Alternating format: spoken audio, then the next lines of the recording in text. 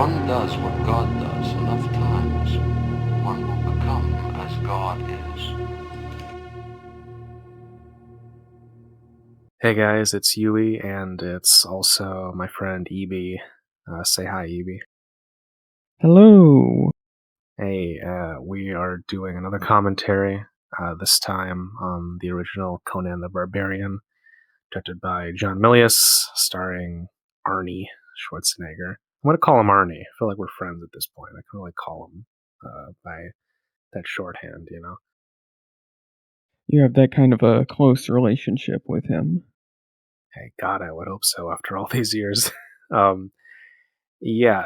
So generally, if you haven't watched the previous commentary we did, um, essentially, I'm just going to do a countdown. And when I say go at the end of that countdown, we'll just start watching, and you can watch along with us, viewer, and listen to what we have to say about the film. Other than that, yeah, we're just ready to go. You ready, Evie? Ready as I'll ever be. All right. 3, 2, 1, go.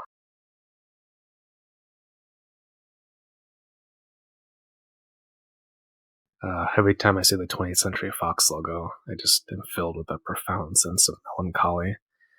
I don't like the 20th Century Studios thing. It's such a generic, like, it feels just, it's not the same, you know? You know, the Disney-ification of it, you know? The Fox was the whole point, and now it's gone. The passage of time. Alright, so we're really setting the standard with, like, the first thing we see after the logo is a quote from Nietzsche, which, I mean, this is a sort of a manifesto from Milius in a way. It's all about eternal recurrence, which is already a theme in, like, Robert E. Howard's works. So this is a work of barbarian intellectualism. See, the thing is, though, is that I don't actually know if Milius is that intellectual, and, like, I'm wondering, did Oliver Stone put that in this movie? Was he like, oh yeah, put a Nietzsche quote at the beginning or whatever? Because it's hard to tell what remains of Stone's treatment because some parts do and some parts don't. And like I could see Milius putting the Nietzsche thing at the front, but also I could be like, ah man, he just kind of like, you know, Stone just threw that out there and like Milius thought it looked cool and, you know, just put it on there. Yeah, I It's always mean, hard to either tell way like cool. how much of a intellectual that Milius is because he's such a I'm not gonna call him a moron, but he's one of those guys who's more interested in like the appearance of uh like he's one of these overread people who's like he'll read like you know a bunch of poetry of you know John Keats or whatever, but then he'll claim like, oh, I wish I was illiterate, I wish I was back in the Stone Age, you know, this kind of bullshit. I mean, in that way, you could probably argue that he's a bit of a true Nietzschean in that sense. Oh yeah, yeah, absolutely, absolutely. Okay, so the Basil Polidorus score, um, just I mean, Basil Polidorus is one of the best composers. Like I mean, I grew up listening to his music and this, and then in Hunt for Red October, and you know, so many other classic '80s movies, and just I don't know. This might be kind of just the most rousing thing he ever did, and it's very like a throwback to like '60s and '50s epic film scores, where it's nothing but big themes, big emotions just sweeping across the Wagnerian landscape. I don't know shit about music, but like just whatever he does in this movie, it absolutely works. And I don't understand why Oliver Stone hated this score because in his autobiography, he fucking bitches and moans and he's like, "Oh man, the movie could have been great, but they added this bad score onto it." And I'm like, "What the hell are you talking about, Oliver Stone? This is an amazing Yeah, score." that's absolutely baffling to me that anyone could like hate the score because for me now it's like synonymous with Conan or even just like the high adventure concept generally. Yeah, it's really hard to extricate it from the film. Yeah, this whole opening with the sword and stuff. It's just great. Like the material object of the opening being the kind of the center of the philosophic content of the movie is just, it's a great feeling, right? It's like the middle of steel, and you get the steel, the forging right at the beginning, and it's just totally embodied there. Yeah, you could also sort of argue that it's like a Conan's life in sort of shortened into that sequence because, of course, he then gets similarly forged into a weapon of sorts. Definitely.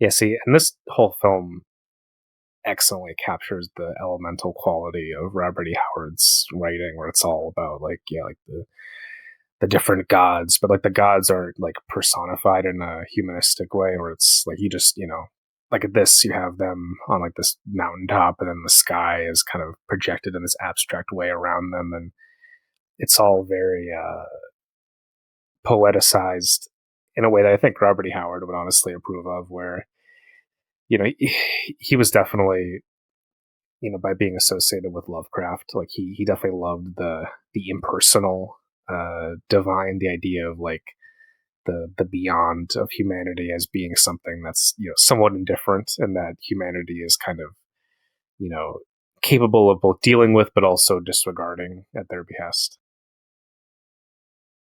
Yeah, like Crom is very obviously this impersonal god who never like overtly, maybe directly interferes himself.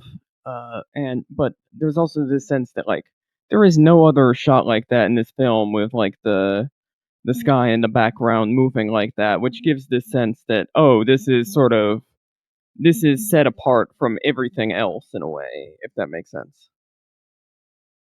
Yeah, Milius often talked about like how he wanted to do like this Viking film, and this obviously was supposed to be much more of a big fantasy, like special effects sci-fi esque movie.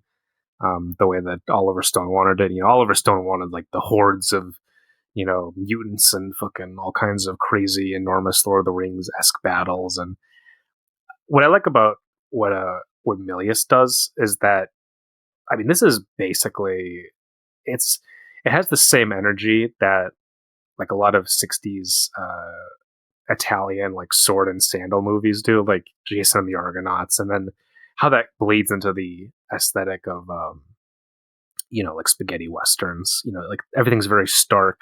It's not that fussy. Like it's not trying to be extremely like because obviously like the Conan comics were part of the reason why this was created, but this isn't like a comic book looking movie, right? Like it's not interested in very eye popping, colorful, explosions of violence and things. Like there's there's blood and stuff, right? And like this opening scene with the lights, it obviously looks incredible, but it's not like you know there's not like the kind of Ridley Scott music video style that would go on to be associated with comic book movies of the 80s and 90s, where everything is you got steam and all this, like it's not a primordial location in that way. It's not like the Jack Kirby fantasy landscape. It's much more of the old school, like, all right, we're just gonna like tackle this like it's one of these, again, these Wagnerian paintings of Odin on the wild hunt or whatever. It's just eh, there's a heightened naturalism, but not like a comic book style. Yeah, like obviously there are supernatural elements to sort of the story, but like at the end of the day, it's very much sort of oh, this is like a revenge fantasy opera. It's Yeah, very it's sort point of blank. It's all like these. It's a product of these like '60s and '70s movies, where it's nothing about like guys going on revenge quests and death wish and that kind of brutality and stuff. Like it's uh, kind of the '80s were the last time I think that was really like a popular mainstream mode. and then after that it kind of falls away. But this is like, you know, so gloriously in that mode of just, the simplicity of it, but also like willing to paint that simplicity with a lot of different brushstrokes. Because like this, right? Elemental, like, they're in like the snowy Nordic locale. I think this was filmed in Spain, and you have the like this European setting, but then like they're tossing fire into everywhere. Like it's as like a post Star Wars film. I think Milius took a lot of notes from guys like Lucas, who took the elemental quality of filmmakers like John Ford and John Huston, and like this the starkness of the elemental, especially like the western landscape of like the desert and shit like that. It becomes so like this psychological landscape that ends up defining the psyche of the character. It's like Conan is rough hewn because he lives in a rough hewn world, right? It's all about reflections. The inner reflects the outer, the macro and microcosm, all that shit. Right, exactly. It's once again, it's like the process of forging the sword. He gets thrown through all of these like elemental forces, and then refined into the man who can take revenge. And then, y- like you said, it's a western, but set in like this almost Bronze Age sort of setting. Yeah, and it's got the fantasy kitchen sink stuff that I think the comics really carried into it, but it was also there in the original stories where, like, because these guys, they're like, you know, Vikings, but they're Huns, but they also have like this hermetic, symbolism with the two snakes. And so like it honestly, I don't think movies like the Lord of the Rings trilogy would be at all possible without something like this, because this really, in a strong way, I think sets the template for how you do the whole idea of like, a made up fantasy world taking inspiration from real cultures. It's not just like, oh, we're doing a movie about ancient Greece, and we're not just like using historical record, we're remixing it, we're recombining it into something interesting and compelling. And I think in that way you can see the influence of Lucas again, right? In his idea of, we're gonna take this whole thing, throw it in the kitchen sink, and mix it up, and here's the Western, but now it's also a World War II movie. And I think this has that influence on its sleeve in a really great way that kind of paves the way for future fantasy movies.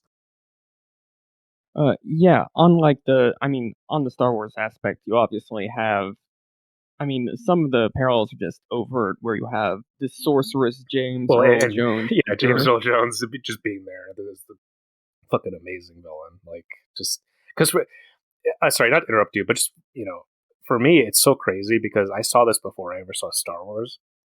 So when I watched Star Wars, I was like, because I recognized the voice of James Earl Jones, and I was like, oh my god, it's Thulsa Doom as Darth Vader. Like, that's who's under the mask. Like, I had some weird idea as a kid that just because it was the same guy, I'm like, oh, it's the same character in a weird way. Now he's just using a laser sword instead of a regular sword.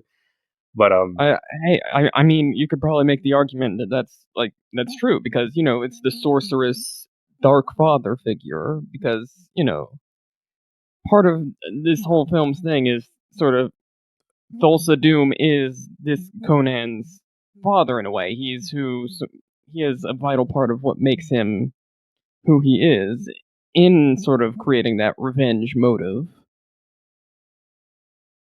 yeah, I would say the big difference is that, like, in the Star Wars movies, I never quite get the whole like revenge thing with Luke. Whereas this, it definitely does feel a whole lot more personal. For Conan, it's like he just has this event like happen almost in this very elegant way right before him, like this brutality presented in this beautiful format.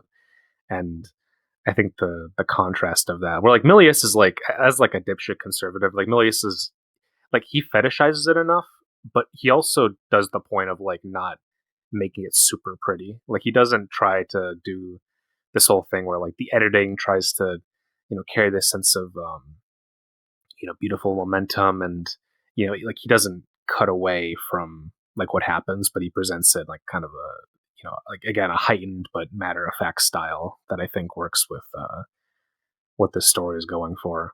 And Robert E. Howard, it's been a while since I read those original stories. I don't remember this whole thing with like Thulsa Doom like being this father figure.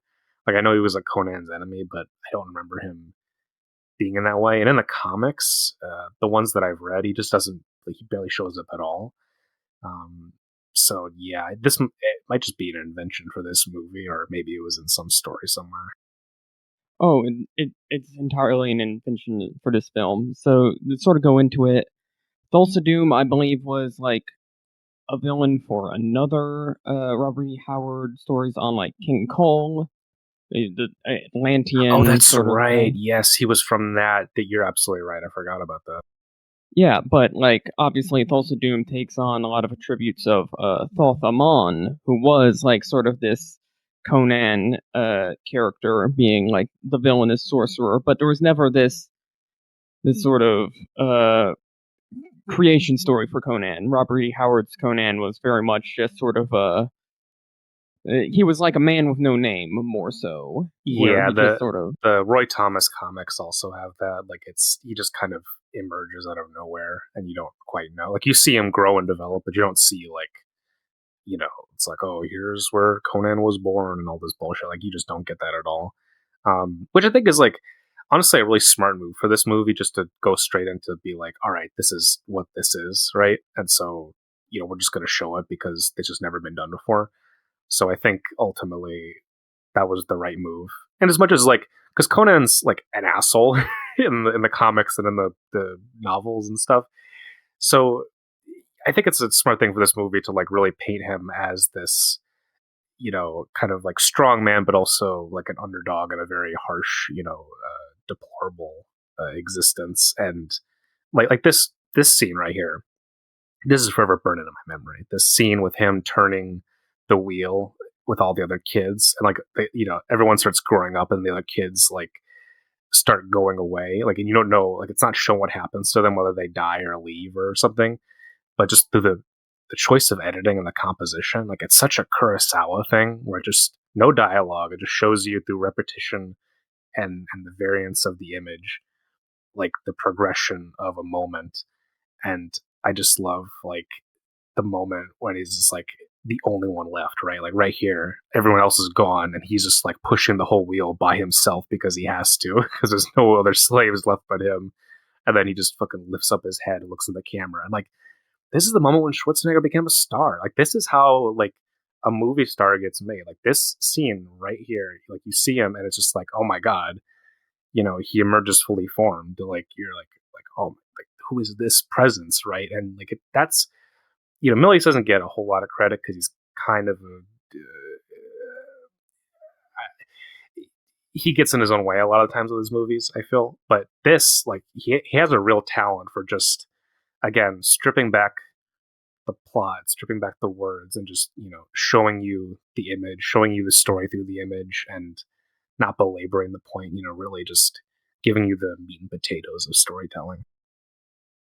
yeah, and it on the point of like this being, this is Arnie's star making role in a way, sort of, which then leads into stuff like the Terminator series or like more of his like action hero stuff.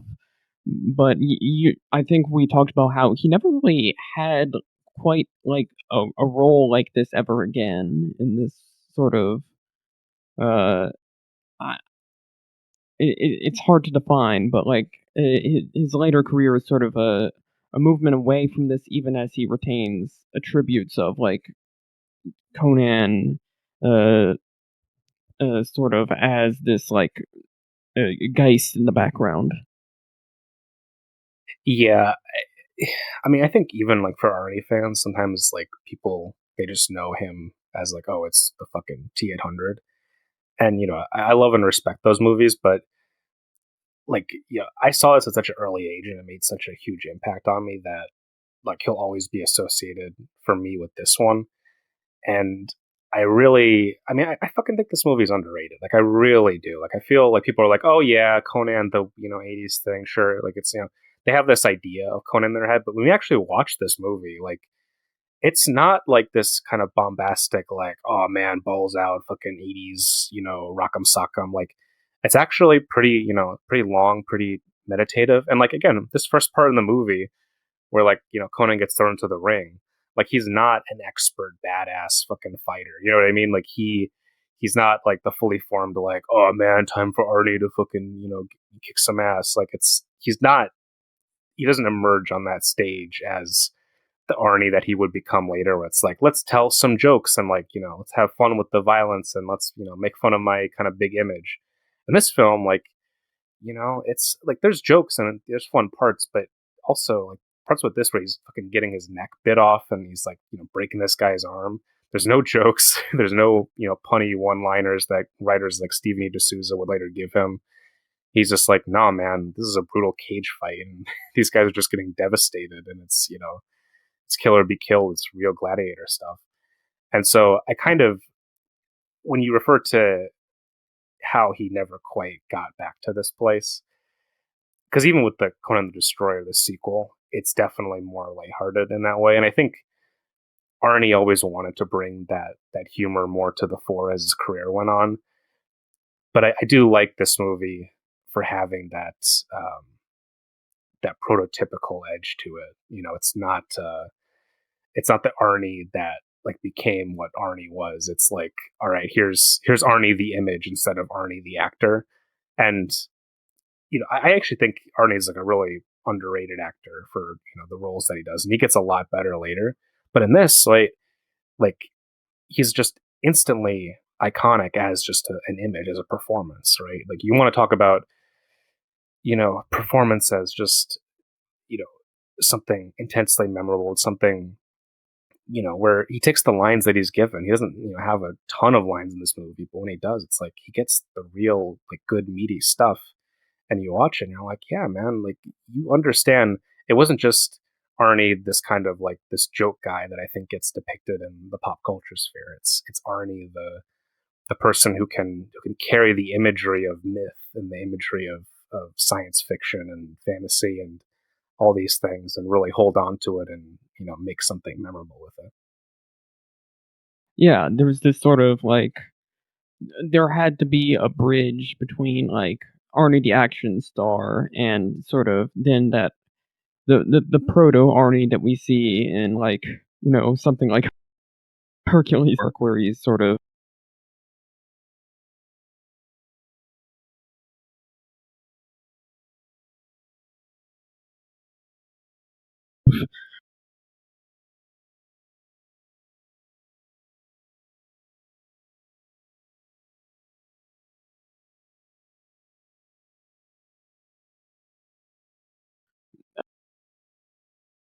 Books, his gestures.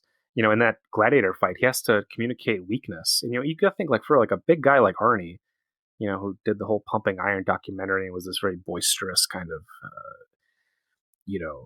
vagabond kind of like, oh man, I'm just gonna make fun of people kind of, real life figure.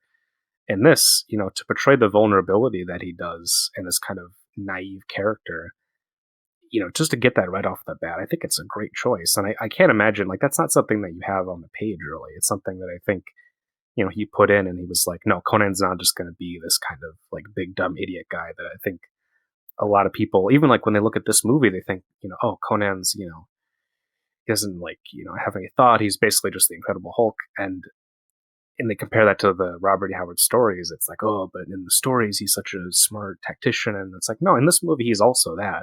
It's just that in the stories, he's much more of this kind of ruthless, again, like man with no name character.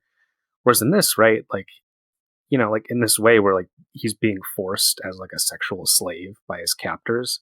What I like is that it's not just like him being this uh like this monstrous sexual creature, but he actually like plays it like very soft and um not insulting to the viewer. Like you're still with him and he still has integrity as a character even regardless of the situation he's in. And you see his dedication, you see his thoughtfulness even when he doesn't say any words. And I just think that that's like this, like, when he's practicing and he has this great smile, like, every little victory he has in this movie is a viewer's victory, right? It's the audience's victory because, the world is so unforgiving that it feels like he's just you want to see him win, no matter what it is, because you're just like, well, he literally came from the lowest point possible.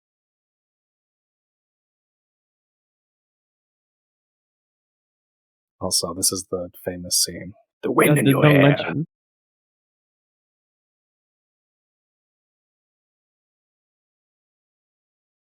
A lamentation of the women. Just such a and that's the first line we hear him deliver, isn't it? Like, yeah, and what I like about it is that like it shows like what he's been indoctrinated with in this life, right? And you actually see like he doesn't hold to that view, at the end of the movie. He actually moves away from that. There is character growth. And I think people who notice this movie, all they like understand is the kind of violence and like the silly moments. There's actual texture and depth to this that I don't know, because I've seen it so many times. Maybe I can appreciate it, but like, yeah, it just means a lot to me to where you have this situation where it's this guy, who's essentially been shaped to be, this uh, weapon to be made a utility of, and he has to kind of discover how to be a human being, a fully fleshed person throughout the course of the movie by conflict, by interacting with people.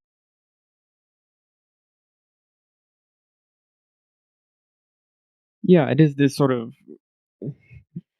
it is fascinating. It's like, oh, this is a whole evolutionary process where Conan starts as basically, yeah, this animalistic figure, and over the course of the film, he has to sort of work through not just a civilizing process in a way, uh, while retaining sort of that heroic individuality, but also he has to like overcome like his uh the whole like revenge seeking is almost also this process of severing himself from defining himself by that revenge in a way, like, oh, now Yeah, that this is over, I can see myself as something yeah. Well, more and complete. it's about recognition, right? It's this very Hegelian thing where like he, by killing and struggling against Thulsa Doom, like he has to manifest himself as his own human being. It's all this fucking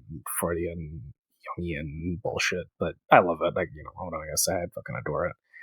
So this scene where he's in the cave and he finds the ancient sword, and he's like, like it's this fucking king on the throne who's like a decrepit old mummy, skeleton ass, and he's like Crom, and you're like, I like how the film doesn't say like, is this Crom, but it's like a symbolic representation of him, and like in Conan's head, like in his mythic imagination, like it might as well be, and to the viewer, it's portrayed in such a fascinating, impactful way. And like this is straight up like I think the first chronological story that Robert E. Howard wrote. Like it's just this story right here where he's being chased by wolves or whatever and falls in this cave and gets the sword. Um, I think in that story it was like some Atlantean king or something like that, but with here it's like he sees it as like, oh man, this is Crom of the Earth because he's in the cave. He's the king in the cave, and I just love the idea of these like forgotten palaces and stuff existing almost baked into the earth, right? They're baked into reality itself as this ontological substrate, and they only need to be uncovered. And he like takes out the sword and like he rubs the rust off of it, and it's fucking gleaming and stuff. It's just very powerful imagery that like I just taken with me all these years of like this film is basically baked into my fucking DNA as far as my taste and my just understanding of visual language, where because you can watch this as a kid and like you don't have to like, this is not a there's not a lot of like complex wordplay or anything, or like concepts that you can't understand. So like when I did watch this as like a 6-year old, I was like, oh, like I can immediately understand what's going on because it's all visual, because Conan is kind of a childlike character for a lot of it. And it's got scary parts, but it's mostly a fun adventure movie. And I don't know, like for me again, like this, before I even saw Star Wars, like this was my idea of, epic fantasy and adventure. And it's just got such a hold over my imagination because of what they're able to accomplish here. Oh yeah, it's like there are during the first part of this movie, there's just like iconic sequence after iconic sequence where you just see like this powerful, again, like silent visual imagery. Yeah, and like, okay, this whole scene in the Northman, Robert Eggers movie that just came out, there's a scene exactly like this scene, 100% like this. Like that movie takes so much from Conan the Barbarian, Oh yes, and I'm so glad that you brought that up because so when much. I watched more, yeah, Yeah, it's. I mean, and like not to its detriment because I really like the Northman as well. But you just realize, like, oh my god, like they actually got this stuff right. Like they might have taken that from some, the imagery from some like bit of Norse or Viking ideas or something like that. Like maybe that's true, but also it has such a powerful resonance that you could see like even when okay we're gonna make an actual Viking movie in 2022 and they're still like up and Conan got it right the first time like fucking 40 years earlier. I also love the very subtle storytelling where you see him like looking at the dog, and then next scene, it's just him covered in furs that he didn't have before. Yeah, you don't need to see it, right? Like that's a Kurosawa thing, that's a George Lucas thing, right? Where you can tell a story with an edit. You don't actually need to show a scene. You can, like we don't need to see him killing animals, right? Like that's not really like an interesting or entertaining thing. And this, they could just be like, okay, you understand it visually through the power of the editing and the composition right there, and the rousing music, and what you just pointed out, right? This part where he wanders into the witch's hut with like his new clothes and things, like it's like he literally builds himself up from nothing, like just like this naked slave running away. And like now he makes himself clothes, he gets a weapon, like he encounters people. It, the whole film, it has this great episodic structure where it's not ruled by plot. This is not a movie about plot, right? It's a revenge movie, but he kind of, you know, he has to, work his way up to a point where he can even engage with the idea of revenge, right? He has to, become this epic warrior, but like it starts from this very basic sensibility. And I just like how the film has this relaxed tone, right? It's not, full of anxiety. It's not full of, oh, well, and then this is why this has to happen. And this is like, oh my God, we're going from, plot device to this mechanic. And, every scene has to have this very, I don't know, like overbaked idea of what a screenplay is. Like Milius just kind of takes it and he's like, oh, this is relaxed. We're going to have this scene where he goes into a witch's hut and like, in a modern movie, this kind of scene will get cut out, right? They'll just be like, well, what's the point? What does it add to the story? Like, what does it do? And what it really adds is texture. It adds this mythology to the world. It adds this sense of danger and the supernatural and the uncanny, right? And I don't know. It's so. I like how Conan's like approaching her in this way, where it's like, you know, he's been mistreated all his life, and like the first time he reaches out, he's like, okay, well maybe I can like talk to another human being, and she turns out to be this fucking lycanthrope witch monster or whatever the hell she is. It's never quite explained, and all the better for it. Yes, exactly. Like so much of this is well informed by like Robert E. Howard's own approach to Conan, where he took an obviously very episodic approach, where in one story, like Conan's a common thief, or he's a pirate, or he's a mercenary, or he's a king, and there's this, and obviously another element that this is taking is that sort of like magic is weird and you're not supposed to fully understand it, especially if you're coming at it sort of from a perspective parallel to Conan. It's a strange thing associated with like uh people who are like alien in a way. Yeah, and your point about like the variance of Conan as like one day he's a pirate, the next he's a king, the next he's a thief. Like this movie, like it has the tagline where it has all those things that he's described as, and I just love how you get to see kind of the full extent of the roles he plays in society, right? And it's I think it's interesting, like defining him as again being a kind of a liminal figure who exists both in like the high stratum of society, right, but also like the lowest dregs of it, and like he's comfortable in both. Like he's not, you know, like like Conan in the books and in the comics is always kind of this again this episodic figure who throws him in the fire. I love that shit so much. It's so funny. Um, yeah, it's like a thing where like it's like rags to riches and then back again, and like Conan will journey into one kingdom and become the ruler, but then he'll get bored with it the next day, and like the entire kingdom will be swallowed up in the desert, and he'll have to journey out, and it'll be like okay, like there's not a sense of like linear continuity, right? Again, it's like the Nietzschean eternal return. Like Conan's never just it's not like the bourgeois like Whig idea of history, where we're just ascending up towards the heavens. Like Conan he's a circular um, pattern, right, that gets repeated with various people, with various times and places and positions, and again, it's the circular notion of history, the Ouroboros.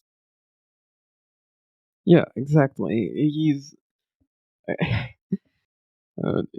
it's sort of like regardless of who was putting like the Nietzschean concepts in this film, like Stone or Milius or however, or even how consciously those concepts were in here, it's a very sort of this is about cycles. Like even with Conan encountering like the Conan, the Conan of the past, the Crom in the cave is like, oh, that's a figure in the same position as we see him at like the opening of the movie where it's telling us about how he's going to be king one day. You make a very good point. So this is where we get to meet Subutai, and I love this is one of the perfect Dungeons and Dragons movies. Like, if anyone asked me, like, okay, I'm gonna get into role playing games, like, what is a party dynamic? Like, what does that look like? I would tell them watch this fucking movie because basically every D&D group plays out like this, where it's like you have like again, he's like I'm a thief and an archer, and it's like yeah, motherfucker, let's team up and I mean, obviously the whole barbarian thing that got started in D&D was very much like D&D is half Robert E. Howard, half Tolkien, essentially, and that's from the original stories. But this movie, like again, you have Subutai and Valeria, and you got Mako as this kind of wizard, and it's very low fantasy D&D, but it is still like again that especially that early D&D concept where you have like in later in the movie where we have to go into the Snake Cult's tower. Like that's a D&D adventure. 100% Oh yeah, is. It's that's a like straight up module.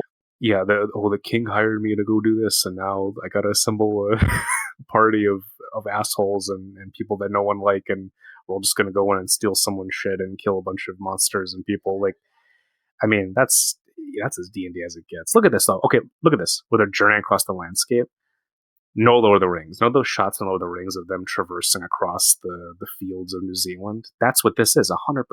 That is like I'm not going to say a ripoff because I love those movies, but like the DNA is so like present in here. Like it's I haven't watched the making of Lord of the Rings, like those like hours long documentaries that came on the DVD, but I wouldn't be surprised if like this movie gets referenced as being one of the structural texts they referred to.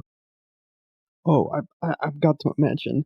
I love this sequence because it's so much like something that maybe the sort of people who aren't familiar with Conan as a character might not realize. It's sort of Conan's this bohemian cosmopolitan figure who will just like uh go to different cultures and just sort of like embrace being there, and that sort of a fluidity that comes with this conception of barbarism that's sort of historically like coherent with like oh, this is how like a, a barbarian would sort of approach other cultures. It's like, oh, I like this, I'll take a piece of this and that and that. Yeah, it's this idea that, like, because Conan is such a, a hyper individual, that he essentially, like, treats every situation he's in with the same degree of understanding and coherence. So, like, you know when the rich people of, like, a town want to hire him to do something, he's like, okay, I want to get paid. Like, when the poor people do, he's like, oh, I want to get paid, and they're like, well, we don't have any money. He's like, you'll pay me in food. Like, it's this, the mercenary individual attitude of him just bouncing across all these different classes and cultures, and you get to see the whole thing, right? I mean, that's pulp storytelling, right? That's the Doc Savage, the Lovecraft, where it's like, okay, we're gonna, like in Lovecraft, there's always these stories he has where it's like, now we're in the, the dark voodoo heart of the, Louisiana bayou or whatever, and now we're in, New England, and now we're in Antarctica. Like, the pulp storytelling is like, I will not say multicultural, but I will say, like you said, definitely cosmopolitan, definitely bohemian. See, look at this though. I love this childlike wonder that he has, where he's just like, "Oh man, can you believe these crazy animals?" Like, he's seeing them for the first time, right? Like, that's movies rarely do that anymore. Where it's like, yeah, like Conan has been raised as a slave his entire life in, like, a specific place, and now he goes into town and he's, oh man, like, what's this animal, and like, what's this place, and does it always smell like this? Like, they allow the character to have, um, an innocence and a kind of earnest joy, right? He's not just a grim kind of asshole, right? Like, Conan's not a one note person. He's able to, kind of take in the all the various, like, ideas and sensations of life. And like you said, again, that's this kind of bohemian idea of, him living amongst the, the decadence of the civilized world. If we want to talk about, like, this Bronze Age world, is, say it's the height of civilization, these stone arches and bridges. I can't believe it. God, yeah. And this is sort of the start of like, oh, this. I love how this film can just like fluidly move into okay, now it's a heist. Now we are climbing a tower and we're going to steal the jewels inside. And like you said, because of that episodic quality, it easily moves from oh he's in the fighting pit, he's a gladiator. Oh he's a wandering vagabond. Oh now he's a thief pulling off like robbing this temple. Yeah, and he functions equally in all of them, right? And that's such a cool quality for a character to have, where he kind of, you could just put him in any scenario, and they'll be like, oh, this is inherently interesting. The comics in the '70s by Roy Thomas go to great degrees to do this so many times, where, it'll be like, one issue will be, Conan helps free, like, a bunch of Hollow Earth enslaved robots, and the next issue will be, Conan fights a giant bat in Dinosaur Valley, and, you'll just have all these things where you could just, again, put the character wherever you want. It works. It's fun, and yeah, just again, it's casual, right? It's not super thought about. It's not super, like, over mediated in terms of, like, oh, we need to hit this story beat and have this mechanized idea of how we, tell stories. It's not that at all. It's really, oh yeah, and Conan, then it's again, it's like how you tell a story around a campfire. It's, and then Conan stumbled into this, situation where he had to go rob the tower, and then he, fought a giant snake. It's always and then storytelling. It's not if this then that. It's like a greatest run-on sentence of a person's life. Yeah, there's this. It goes against sort of like the it goes against conventional storytelling device where it has to be like so but this sort of this but at the same time that also in an interesting way it sort of attributes greater uh agency to Conan in a way where he's just like oh yeah I'm gonna do this not because of these outside factors, but because I feel like this. I'm an adventurer. I wanna grab the jewels. I wanna get a good meal at the tavern. I want the thrill of a fight. Yeah, and that's what takes this out of the Joseph Campbell, George Lucas universe, and what takes it into Conan actually being like a true protagonist, where like he's an active participant in his own life. He's not just like, oh, well, I'm just going to react to, like, it's not like he's sitting around waiting for, Thulsa Doom to come after him in this weird sense of narrative narcissism where the entire world is centered around him. It's like Conan's just another guy. He's just an extremely capable one, right, in this world. And so, when he does take action, like, you're constantly on the edge of your seat because you're like, well, he just put himself into this scenario, right? So, like, whatever happens, you're like, oh man, like it's like he is at fault in a certain sense, but like you're also like, but I want him to kind of get away with it, right? Again, you talk about heist movies, right? It's the whole thing of these guys are doing something, but I want them to get away with it just because it's audacious, right? Just because it's entertaining and interesting. Again, with the subtle storytelling where you don't need to see an action, but like there'll be a shot, a cutaway, and then when you return, there's something like, oh yeah, we can tell what happened just from that space between. Yes, yes. I say that's totally a lost art, really. Like that's like that's just classical. I mean, I won't even say just old Hollywood, but just old school, like, mid-century storytelling where you just assume the audience's intelligence, right? You just assume like, all right, the audience will get it, right? We don't need to, lay it all out for them. If they don't get it, then that's also fine, right? You're not being condescending towards who you're trying to tell the story for. Exactly, and like the same thing with how sparse the dialogue is right now. Like these characters have hardly spoken throughout like most of this film, but we already have a pretty good idea of their characters from how they act when they're not speaking, or just from like the few like conversations they do have. Like back when Conan and Subutai were just like talking about their gods and like the differences between their cultures. I say, look, this is the classic heist movie thing where it's like, oh, I got what I wanted, but I got to get a little bit more.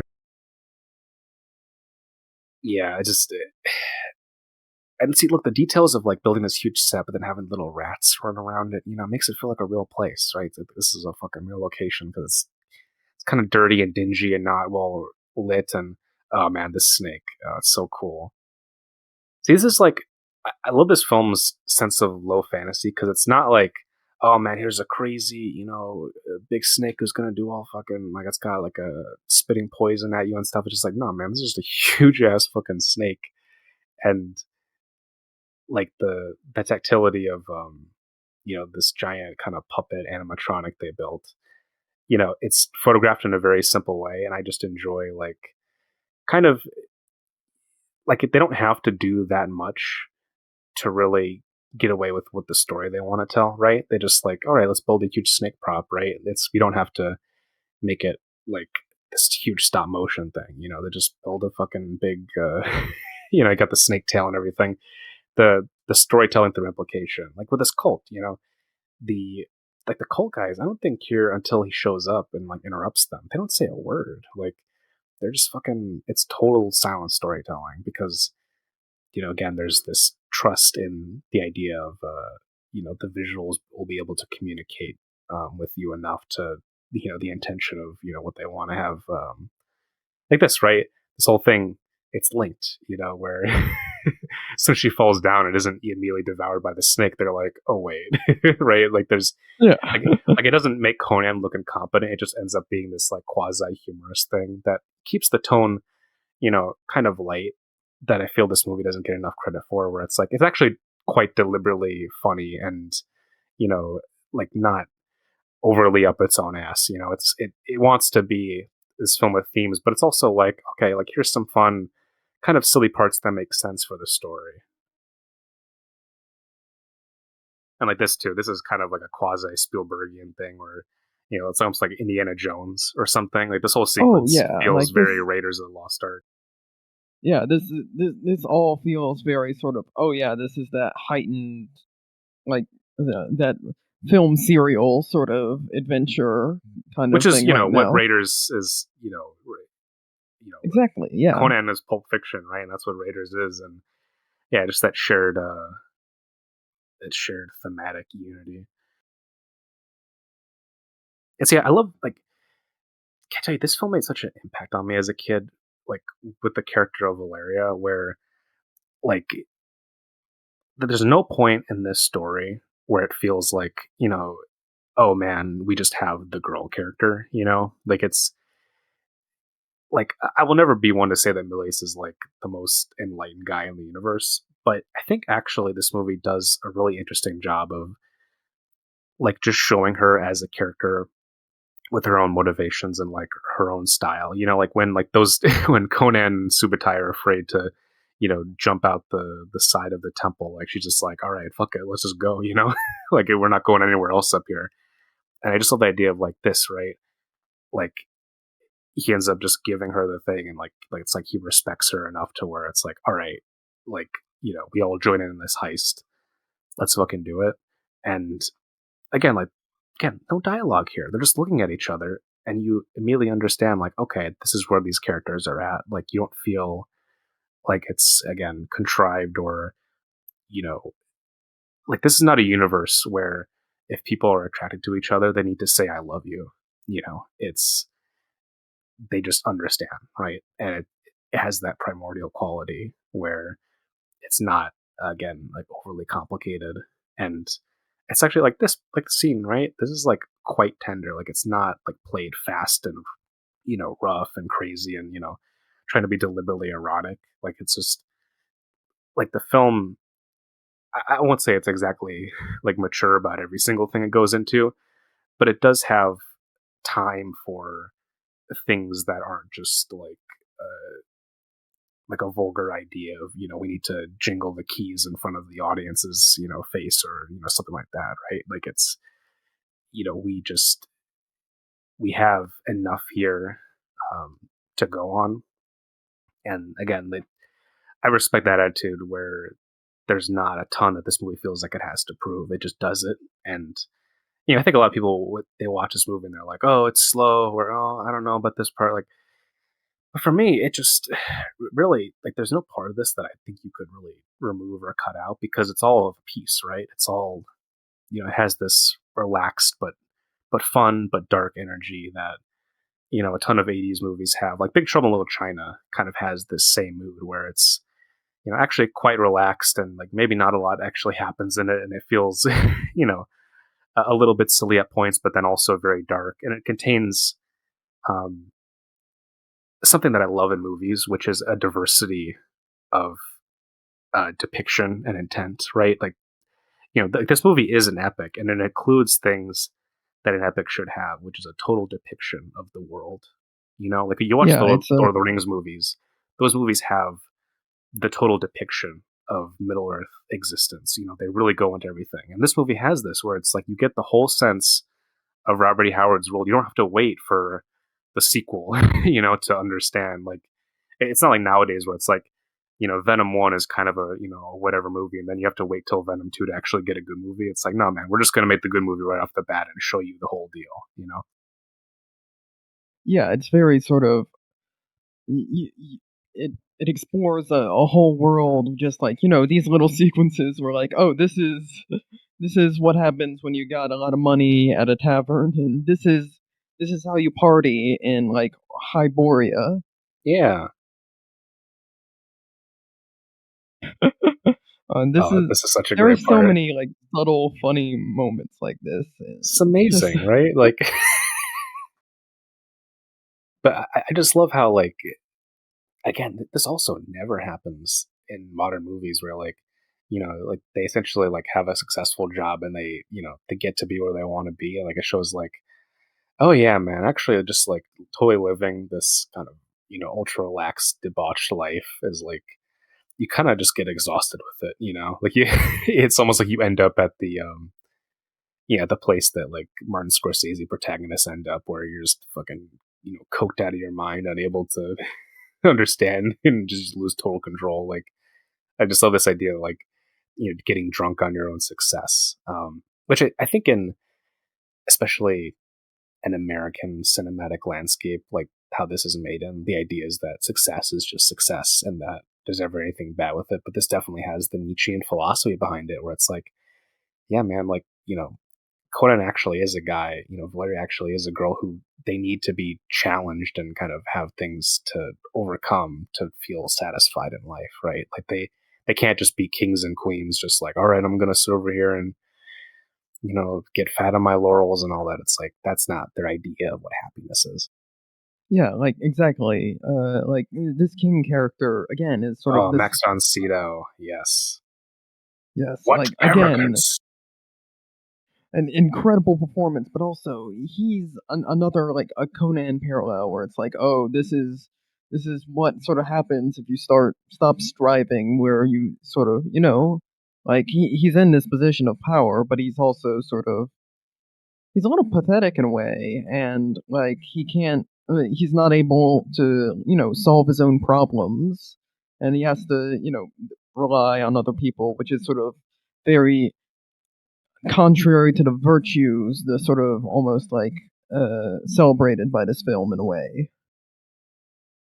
Yeah, I mean, Max von Sydow just brings such great charisma to it, but he reminds me a lot in Lord of the Rings of that king. I'm sorry, I forget his name because I haven't fucking watched it in a while. But the like the king who's like he gets turned into this old and decrepit kind of creature because of Wormtongue's insidious advice, and like he's just too like laid back and has this detached approach to where he doesn't understand really what's even happening or what choices he's making or how wrong he's being.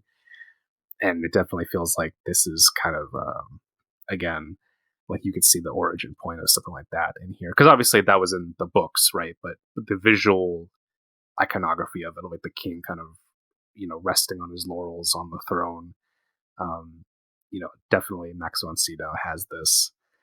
Uh, God, yeah, he died like I think a couple of years ago.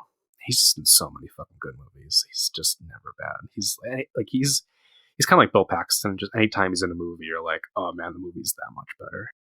One of those great character actors who he I adds wouldn't even that just say a texture. character actor. He's just a great actor. Yeah. God. Wow. And just those little gestures, and See, I love also this though. He's again, just like, like, I don't care about this wealth. Just take all you can. Like, I don't give a shit. and again, like we're like almost halfway through the movie. Arnie has like spoken so few lines, Yeah, but again, he's it's still done like this is one of his best performances, honestly, that. because he's But all that's the just thing so though, is that subtle. Milius understood that he doesn't have to go into it, and like James Cameron also understood this. Like, he doesn't have to talk a ton. Like not that Arnie's like a terrible actor, but like really you just don't need it. Again, it's like Clint Eastwood, in the Fistful of Dollars, he barely speaks at all. But you remember his character, right? You entirely understand who he is because you just again show it through ticks and visual behavior and just like little gestures that he does.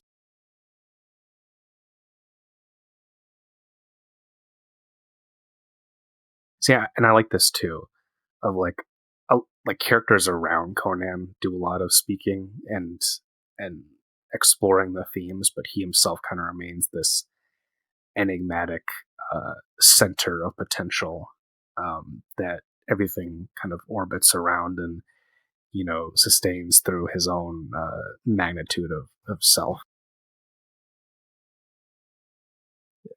Uh, Man, I also love just the oh, this is so good with like the candle lighting and how it's I don't know. I just wanted to draw attention to how everything's like framed that around that little candlelight. So yeah, the rest is all like in shadows. I don't know. Looks great. I mean, this is a great looking Oh yeah, movie.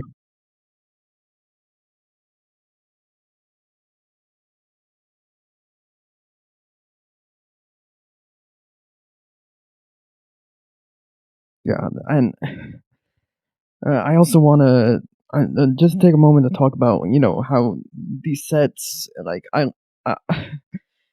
the way the sort of cityscapes are set up where Yeah, the production design by Ron Cobb. I mean, Ron Cobb is one of the best ever to do it. I mean, I know he worked on stuff with like the concept art for films like Alien, and just like his presence as a production stylist on so many sci-fi fantasy movies.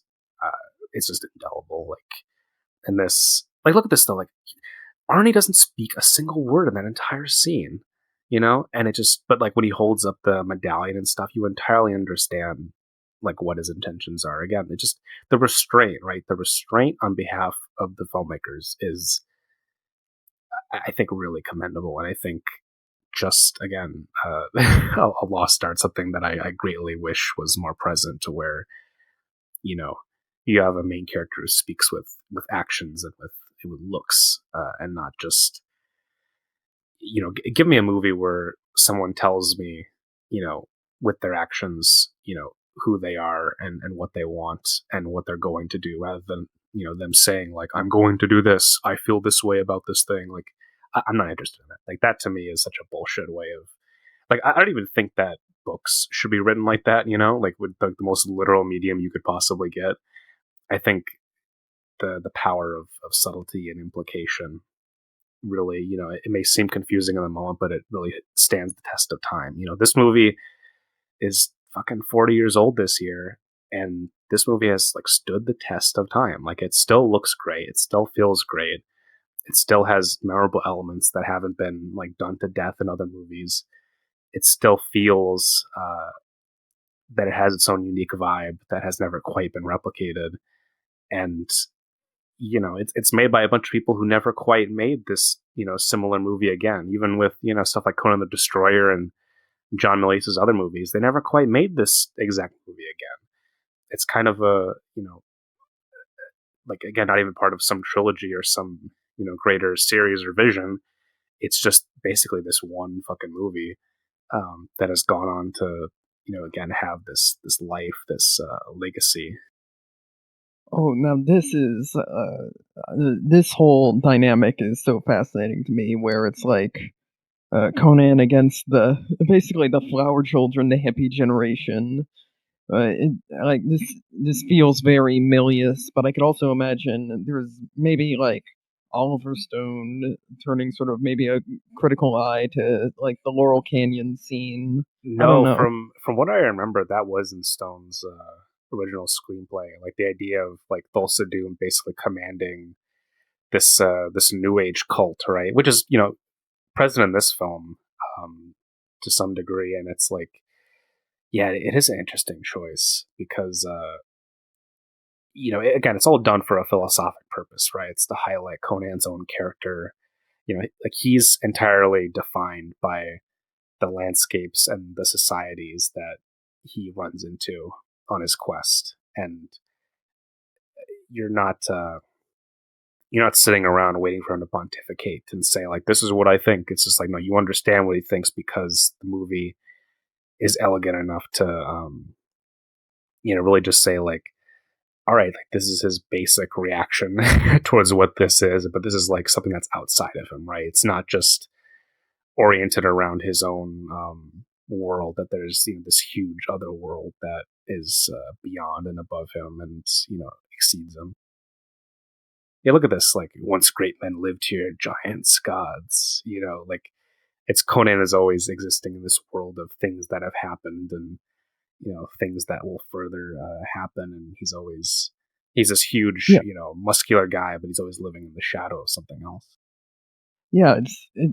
Like again that whole eternal return motif, but also just like this understanding that Conan is now this sort of figure to us, where he's this long lost figure, and oh my god, Mako in this movie just Mako is awesome. incredible performance, like Also, I love how we never learn like this character's name beyond the fact that like he's the wizard. He's the wizard. That's all he needs to be. Again, it's the Black Sabbath song, right? Yes, exactly. Also, okay, like this is again rooted in Robert E. Howard and rooted in the comics that Conan this comes out of, but I really like the sense in this movie that like it's not like this movie has a weird like like racial and cultural diversity to where like all these people are like abstracted from real world influences, but they kind of exist in their own isolated discrete quantity. And so it's like you have Asian characters, you have black characters, you have Hispanic characters, and they don't like none of it is really highlighted or questioned in the film. It's just like a choice that's being made. And I think that's like an interesting idea for a fantasy world that you don't really see in something like Lord of the Rings. You don't see that in Middle Earth. Like, I mean, I know people will get on me and say like, well, actually there is, but like that's not the story is never super focused on that. Like the bad guys are always like, this is the different, side of the earth. And, I mean, you could talk about like, well, dwarves and elves, but I mean like, you know, like the elves don't reflect uh like Chinese culture or this or that, right? Like it's whereas in this like that's like, oh yeah, we're just gonna have like our Obi-Wan wizard character and it's gonna be fucking this like short Japanese man with like a turtle shell on his back, and it's almost like Master Roshi or something from Dragon Ball. Yeah. It does feel evocative of that in a weird. But look at this though, like Conan going from like punching a camel to like being like, oh man, now I have to ride this thing. Yeah, and again, it's that sort of it's the sense of cosmopolitanism that these films have, where it's very, I guess the contrast with sort of the Lord of the Rings approach, where it's very sort of a conflict between nations. This is one character going through like these metropolitan settings or these vast wildernesses that's encompassed by all these different people and from so many different backgrounds that all sort of blend together in a way. Yeah, because in Middle Earth, it's always you get the idea of like alliances between people and various factions, whereas in the Robert E. Howard kind of pulp, what do they call it? Hyperborea. Um, in this world, it's like there's not really nations. It's like there's like cities and maybe kingdoms, but like there's not like, oh man, Gondor calls for aid. It's like Conan's like, what the hell are you talking about? I am Gondor. It's me, right? I am the fucking kingdom that I stand upon. This is my ground. This is my being. And, I'm not sitting on my throne with a bunch of people where I have to sign papers and sit in my fucking heavy armor. And, there's none of that stilted medieval European bullshit, which, I have some time for, but not all the time. Again, this is much more ancient Greek, ancient Persian, Chinese mythology, fucking Babylonian, you name it. It's just all of that shit. So we were talking about like the hippie thing earlier. Like this is such the interesting thing in this movie where like these guys are almost like I would call them like proto Christians in a way. When Thulsa Doom talks about like the way of flesh, right? Like the idea of transcendence beyond the body, whereas like Conan represents this really actualized immanence in the body. Um, I like the idea that it's like in this Nietzschean themed movie, like Conan is this, again, this hyper fucking ripped, just exemplar of a human being, this perfect physical specimen. And then you have like the mass of these guys in ambiguous robes, and their bodies are expendable. Like Thulsa Doom just commands one of them to fall and die, and they and like this, but like Conan steals the guy's outfit, right? It's like they're interchangeable parts in this larger mass. Also, first of all, very very funny sequence of this where Conan's like, "I'm shy," and then he uses that to lure the guy away and like steal his clothes. Also, this shows But how also, smart he is, right? Like getting the disguise, getting the flowers. Oh yeah, like it's great stuff. But also, yeah, I like how it's sort of this proto-Christian society versus like Conan is the pagan worldview is sort of like it's that contrast between this and Star Wars, where like the the Star Wars the trilogy culminates in like the redemption of the father figure It's and sort of this Arthurian, right? reconciliation. Yeah, whereas this is like no Conan just like it's pure like pure and simple revenge in order to achieve self actualization. Right, it's revenge, and that's enough, right? It's not like it's like Conan doesn't have, and we could talk about like the implications of this, but like Conan doesn't have like an ideology. Like Conan is not like a political entity, whereas like in Star Wars, it is very much coded in terms of empire and rebellion and this these charged ideas of again nation states and imperial machines and whereas this like Conan doesn't lead a fucking rebellion. He and his gang of D&D buddies just sneak in. They're like, all right, we're gonna fucking assassinate and gank your whole crew. It's this idea that like when it comes down to it, it's really a story of these people, right? And everything else is just the window dressing that they exist in. Um, yeah, another movie that really I feel like is almost like a sister film to Conan the Barbarian is John Borman's 1981 movie Excalibur, which also like really leans into that whole like pagan world versus Christian world thing. It's an incredible movie and like very brutal, kind of like Conan is here. Um, I would say a great deal more devoid of humor, but again, equally as beautiful and compelling. And yeah, that film, it's obviously based on like Arthurian legends and stuff, but it does kind of share this like this portrayal of the world of myths and like the contrast between that and the world of anthropos, the Christian idea of man as the vessel of God and all this.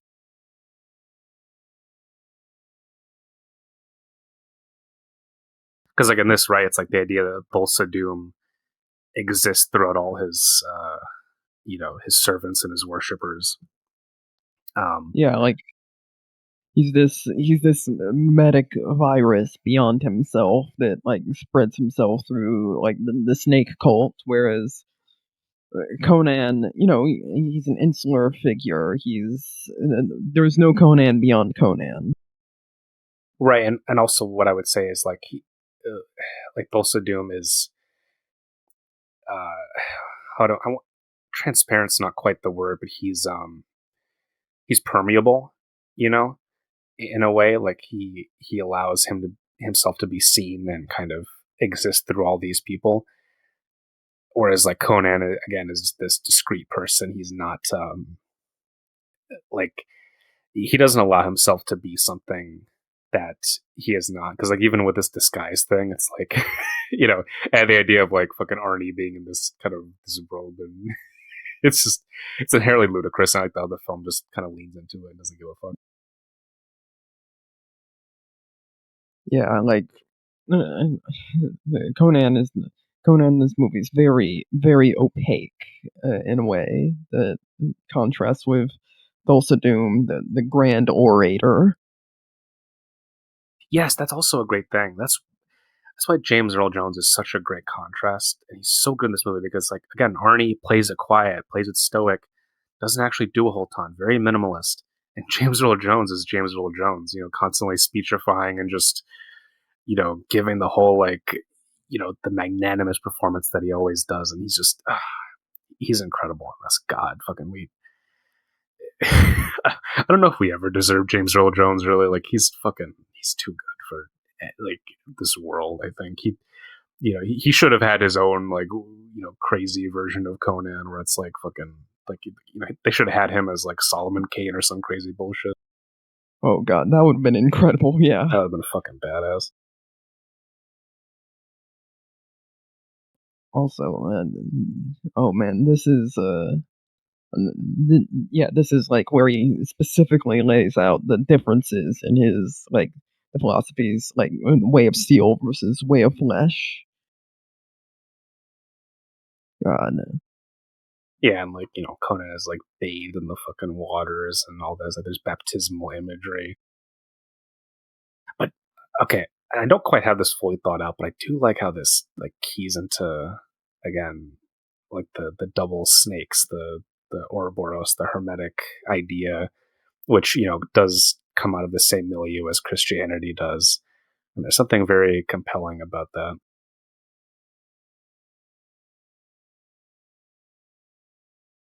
Yeah, and there's sort of this, like Ophite Gnosticism in a way.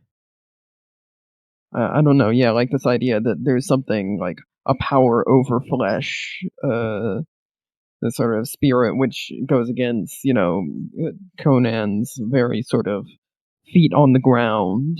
Uh, like no, you could even argue like Thulsa Doom's this world of ideals against Conan's like world of matter. Yeah, definitely, definitely.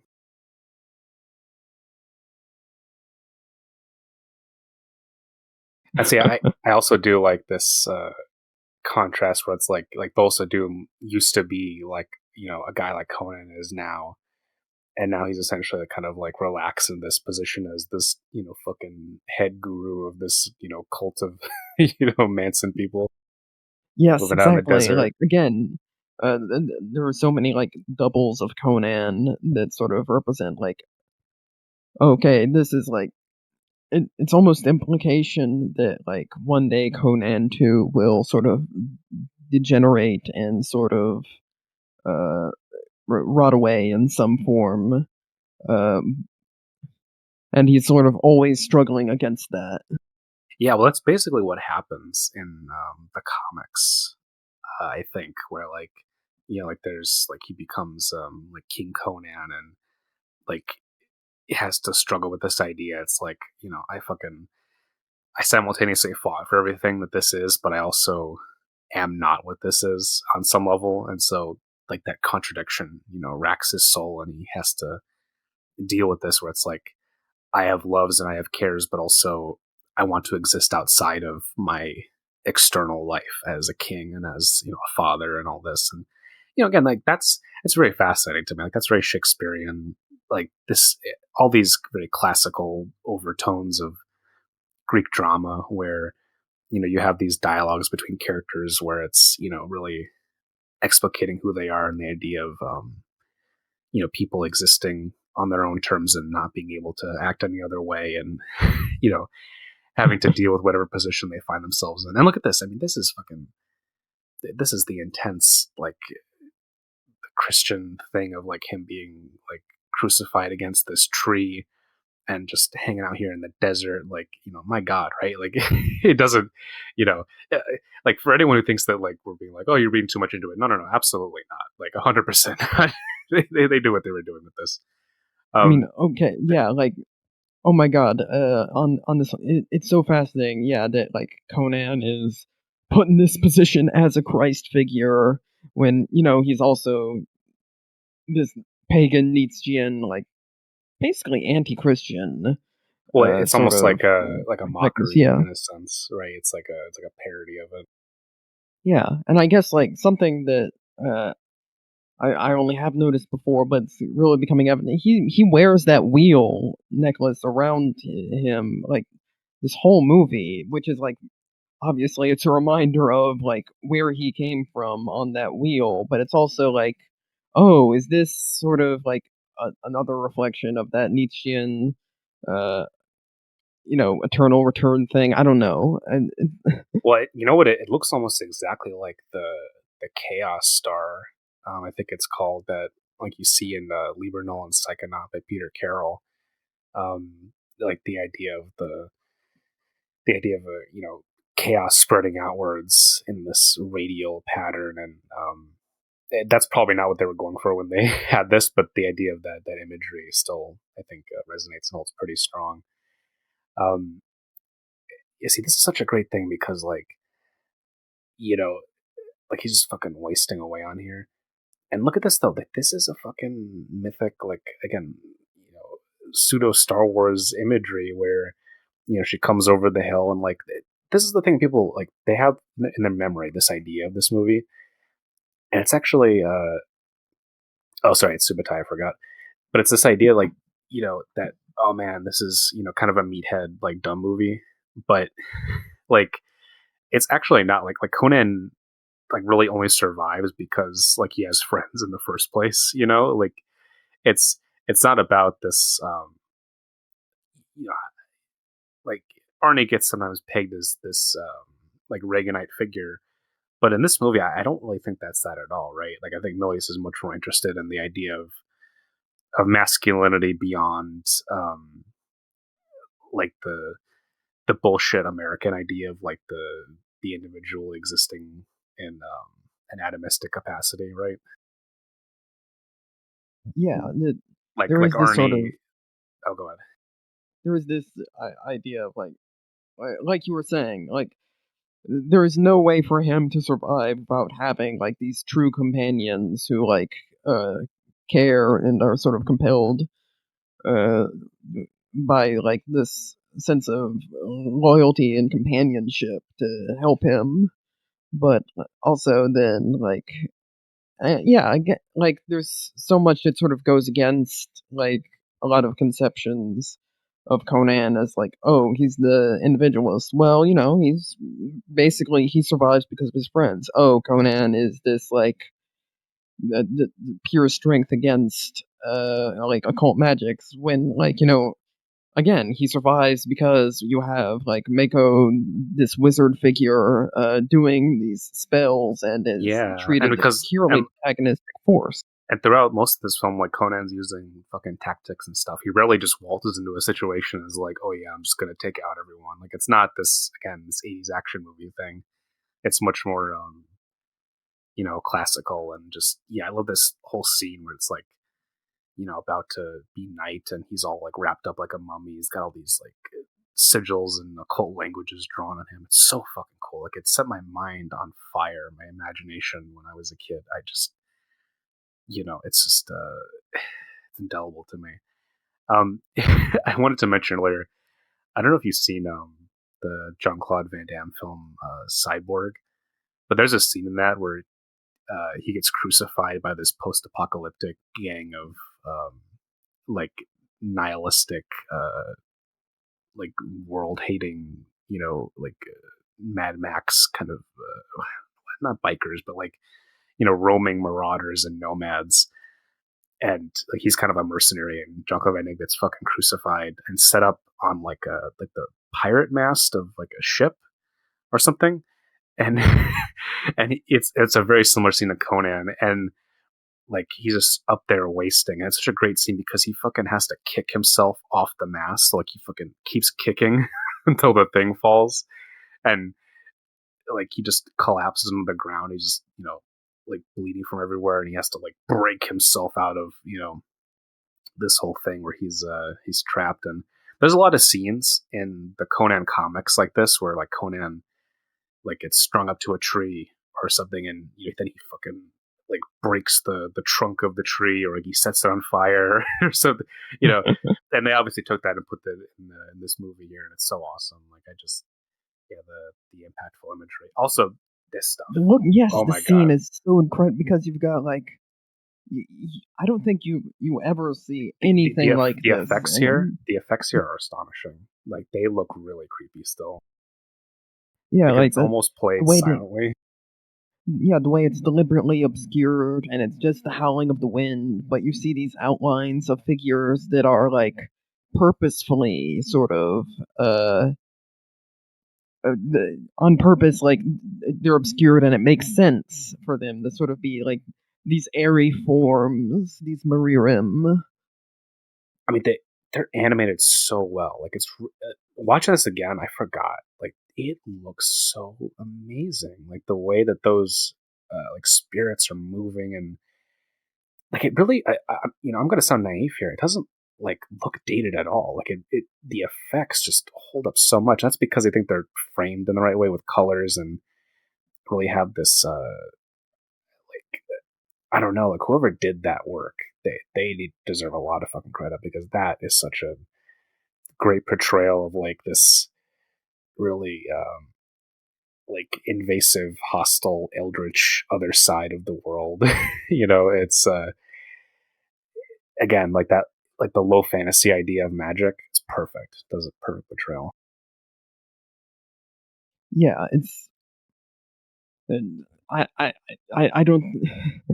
There's constantly this restraint throughout this film with how they use things that I think in a lot of cases is motivated by Yeah, necessity. not to overdo it with special effects, not to lean too hard into these like hyper realized fantasy elements. Like keep it actually really low key. Keep it.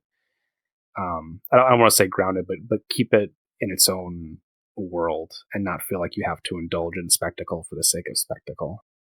Yeah, and that means that like every time that it does happen, it's all the more impactful. It's almost the same philosophy that they take like with Arnie's dialogue because like okay, there's this guy, he has this like insane Austrian accent. His English is kind of weird sometimes. So like we only reserve him for like these few lines where it's really impactful or just like useful. Definitely, definitely. Oh man, like this is this scene right here has been one of the most like gift images on the internet. It really has, but it's good. It's so good. I need to like get a picture of this framed and just put it on my wall.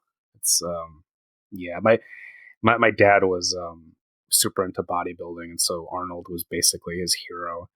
And when he showed me this film as a kid, he was like, Arnie was the biggest guy ever, and like all this stuff, and he would tell me all these things, and like we watched all these Schwarzenegger films together as like this great bonding thing.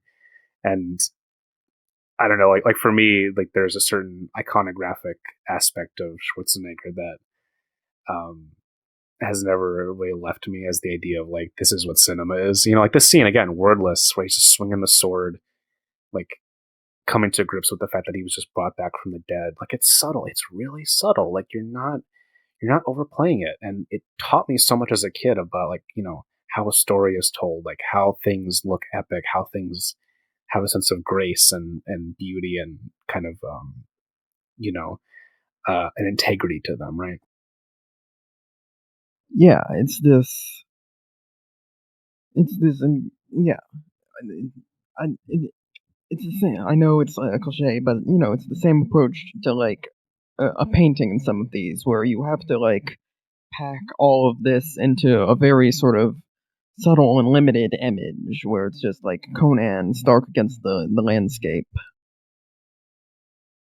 Yeah, you don't have to do too much. You just have to do enough to where the story will basically tell itself and not be overly contrived.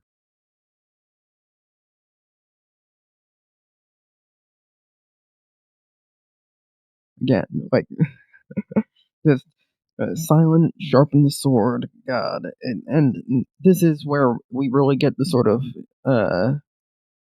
okay, it's not the sequence, but it's coming up. But we do get a lot of Conan the Tactician sort of coming up here. Yeah. Oh my god. Oh my god. Absolutely. Oh fuck. I love that bit so much. I mean, again, playing into the D&D aspect, right? Like, there's so many RPG games that I've been in where it's been like, all right, guys, like we have to prepare for an ambush or something, or we have to go in and steal this thing, and like, I mean, this film really was the model for it, like 110%. Just rarely ever done better, in my opinion, of capturing the spirit of again, like the film fucking says, high adventure, right? Just like having that sense of sense of delight, but also that sense of like really we're going to go into this with a spirit of again like just joy at the art of setting up sequences and like having fun with like look at this though, like the pink light and the mist coming out of the cave, like oh my god, just hits me equally as hard. And like the camo makeup that they put on, like the weird primitive uh like camouflage.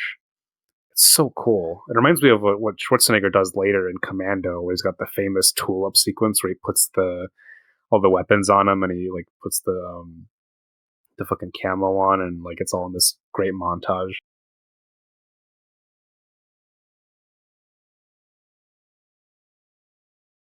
Yeah, but see, look at this though. Look at this scene. The film has rarely had like a monocolor light scheme to it, but now that like they're in this again like Thulsa Doom's like quasi supernatural cult realm, now the film, it looks kind of like Temple of Doom, right? It has the very very monolithic red color palette, and like things feel much less naturalistic, and they feel kind of, yeah, this does have kind of Temple of Doom DNA.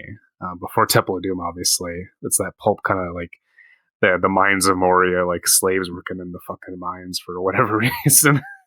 Oh yeah, So like I'll tell you what, that's just that was everywhere in the '80s. You had always things were going on in mines in the '80s. You had it. People were going in caves and like the Goonies or whatever. That was everywhere.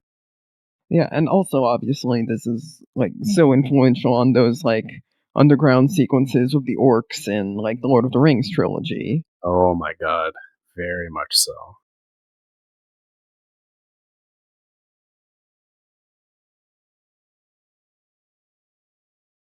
Yeah, just Yeah. But when are we going back to just lighting everywhere via torch? We're going back to this soon, Evie. oh, We I, done I this I think again. we will soon. I think like next few decades it's gonna come back in a huge way. We're bringing it back. I'm excited. We need to figure out how to make torches again, though. Like good quality torches, like not like some fucking like tiki torches or whatever. We need to make the old school like medieval braziers or whatever. Yeah, the Brazier indoor lighting revival. This, Say, look at this shit. This is total like fucking like 1930s like pulp, like Roman decadence, Orientalist, almost opium den imagery. Interesting way. yeah, it's very like some of the scenes in Spartacus definitely come to mind, where it's like the contrast between Roman opulence and like the lives of the slaves, or even sort of like gesturing at something like you see in like an exploitation film like Caligula.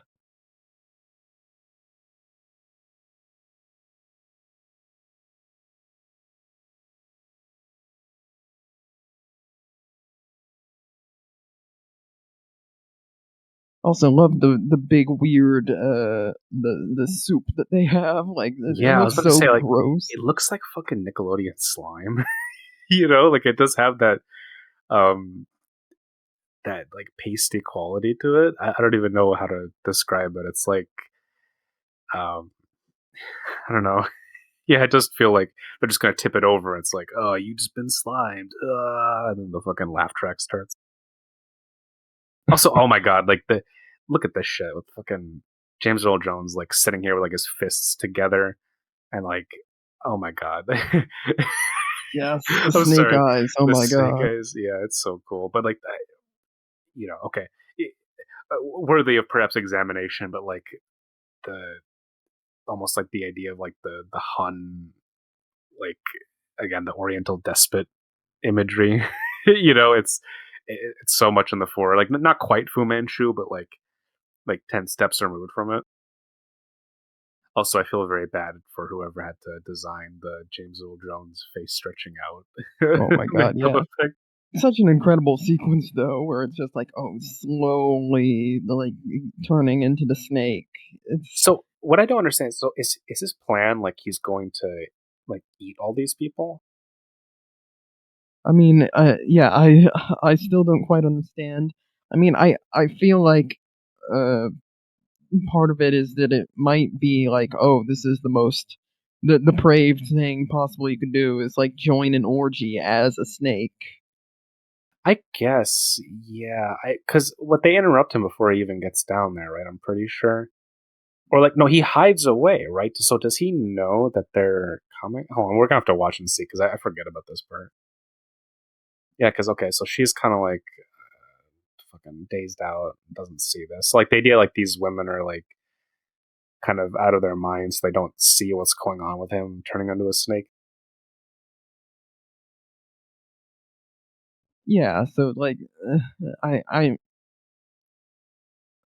but then, No, but yeah, he's see, also look, slithering yeah, away. yeah, he's slithering away into like his fucking hidey hole, which whoever designed his like snake tunnel in the temple, kudos to you. Can you imagine like being like, all right, cultists, we have to, you need to like design me like a tiny little conveyance system so I can get from one room to the other as a snake. Oh my god, there's like hands. There's like hands and body parts in the soup. Oh my god, what the hell? Okay, I don't even understand what that's about. I mean, yeah, again, this is just like, oh, this is the very heights of, like, depraved opulence. It's like, we were eating the cannibal soup, we're having the orgy. Oh my god. I Yeah, now that you also say it, like I just said it offhandedly earlier, but it does really remind me a lot of Temple of Doom. oh, yeah, it's again, that sort of, like, monstrous Oh, dude, the Orientalism. decapitation. Fuck yeah, man. God, like, Arnie with the black and white camo makeup looks so cool. That's Like, fucking God, incredible. it's Where am so I getting that toy of that? Where can I get that that McFarlane toy of Arnie in the camo?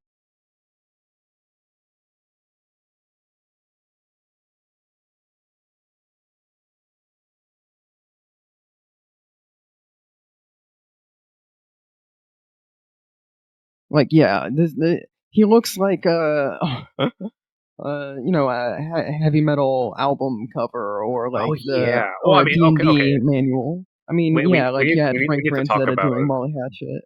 we need to talk about like how many heavy metal album covers were inspired by this movie. Like basically every Man-O-War album cover is just them putting Arnold Schwarzenegger on the cover and like holding like an axe in like a victory pose while like there's like the American flag behind him or Yeah, something. it's just Like so much power metal, macho bullshit, heavy metal. I mean, it's great. Don't get me wrong, but it's it's so funny. Like because this again, this is like Lord of the Rings. It became one of those like heavy metal touchstones to where there's so many black metal bands that are obsessed with Conan. They fucking love that bullshit. It's and who could fucking blame them? yeah, like look at that. Oh my god, just a single gesture. Look at this though. The camera's low. Like this is almost like a Michael Bay shot. Like he's got like Milius puts the camera, like centers him, like puts him. He frames him like a fucking god in this moment, right? Where he's just like on the attack, just fucking you're seeing it from the guy's perspective, and it's like, oh my god, this dude, he's coming after me.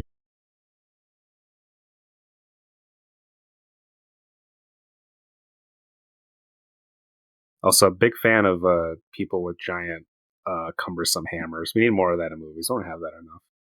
Like, when was the last movie Yeah, you it's saw with like a guy with a big hammer? And don't fucking talk about like Thor or whatever. Like, I mean, like an actual big I hammer. can't remember the last time I saw like a proper huge sledgehammer weapon in like I a think maybe movie. Gladiator has a guy with a hammer, or maybe not. Maybe I know there's like guys with like spears and like weird chains in Gladiator.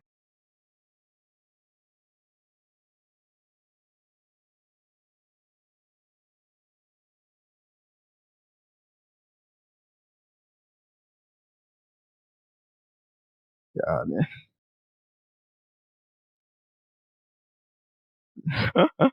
Oh my, yeah, like oh my god, So look at this Valeria though, like really is such a cool all character. played out in wides. You know what I mean? Ah, it's great. Yeah, what were you saying about Valerius? Sorry. She's such a cool character. Like I don't know. She's depicted in such a way that's like very. I don't know. I don't think that you really. There were definitely not like female characters depicted in this way that much during this time period, and No, even now no. they don't. You don't really have this sort of this action heroine in like films almost ever.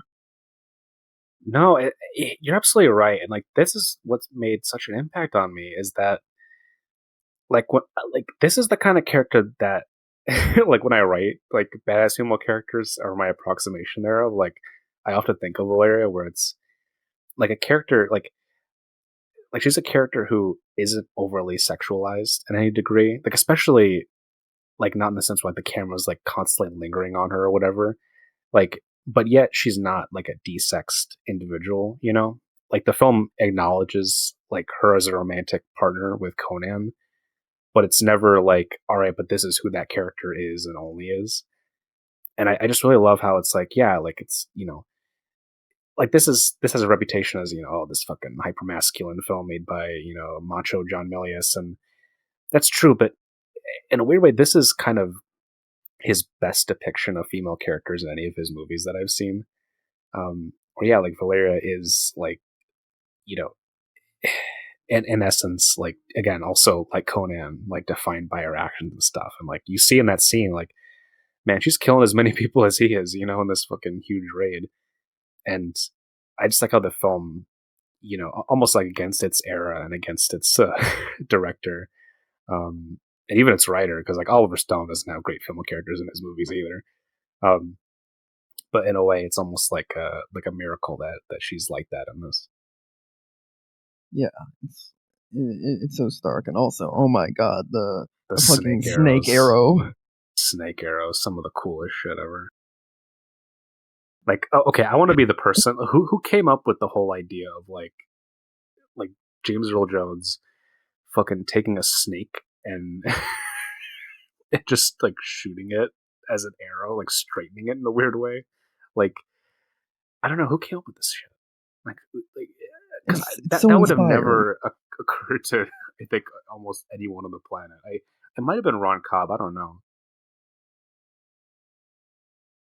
Yeah, I don't know. It's definitely one of those like Dungeons and Dragons module moments where it's like as the party escapes, they will be fired upon by like arrows, but these arrows will have the properties of snakes, and it's again like this is I think you mentioned earlier, this is the Dungeons and Dragons film in a way with it, the the the whole this is like characters forming a party going on an adventure and Oh man, yeah, dude, let me breathe my last breath into your mouth. Like that is one of the most romantic things I've ever heard in my life. I just love it. Like this is also a thing. So many movies when they have a badass female character, they never kill her. She never like for whatever story reason, like she never faces any like sense of mortality. Like it's almost like they're afraid to do it. And I just love how like this film is like, but she's not killed just to like inspire Conan on his revenge quest, right? Like I like the idea that she's just an earnest casualty, and like the film plays it, with a sense of with an appropriate eye, and it's just yeah, like I don't know. Again, like look at this though. Like she gets like the fucking warrior, like Viking, funeral and stuff. Like the fucking funeral pyre, man. Come on, dude. Like the what female like when I think of like movies like Edge of Tomorrow where you got like Emily Blunt and like she's really cool in that movie, but she doesn't get like this sense of like pride and respect like Valeria gets in this, right? There's it's just very interesting. Like this movie of all movies like really has that. And yeah, again, it's just it's been something that I've always like thought about and carried forward into, like whatever how I conceive of movies or media. yeah, it is. She really is like. Sorry, I'm almost at a loss for words, but yeah, there's so many things that make this film almost like unique, even among its genre, as like the '80s, you know, high adventure film. None of them ever like do the combination of things that Conan really does with its characters or with sort of its tone ever.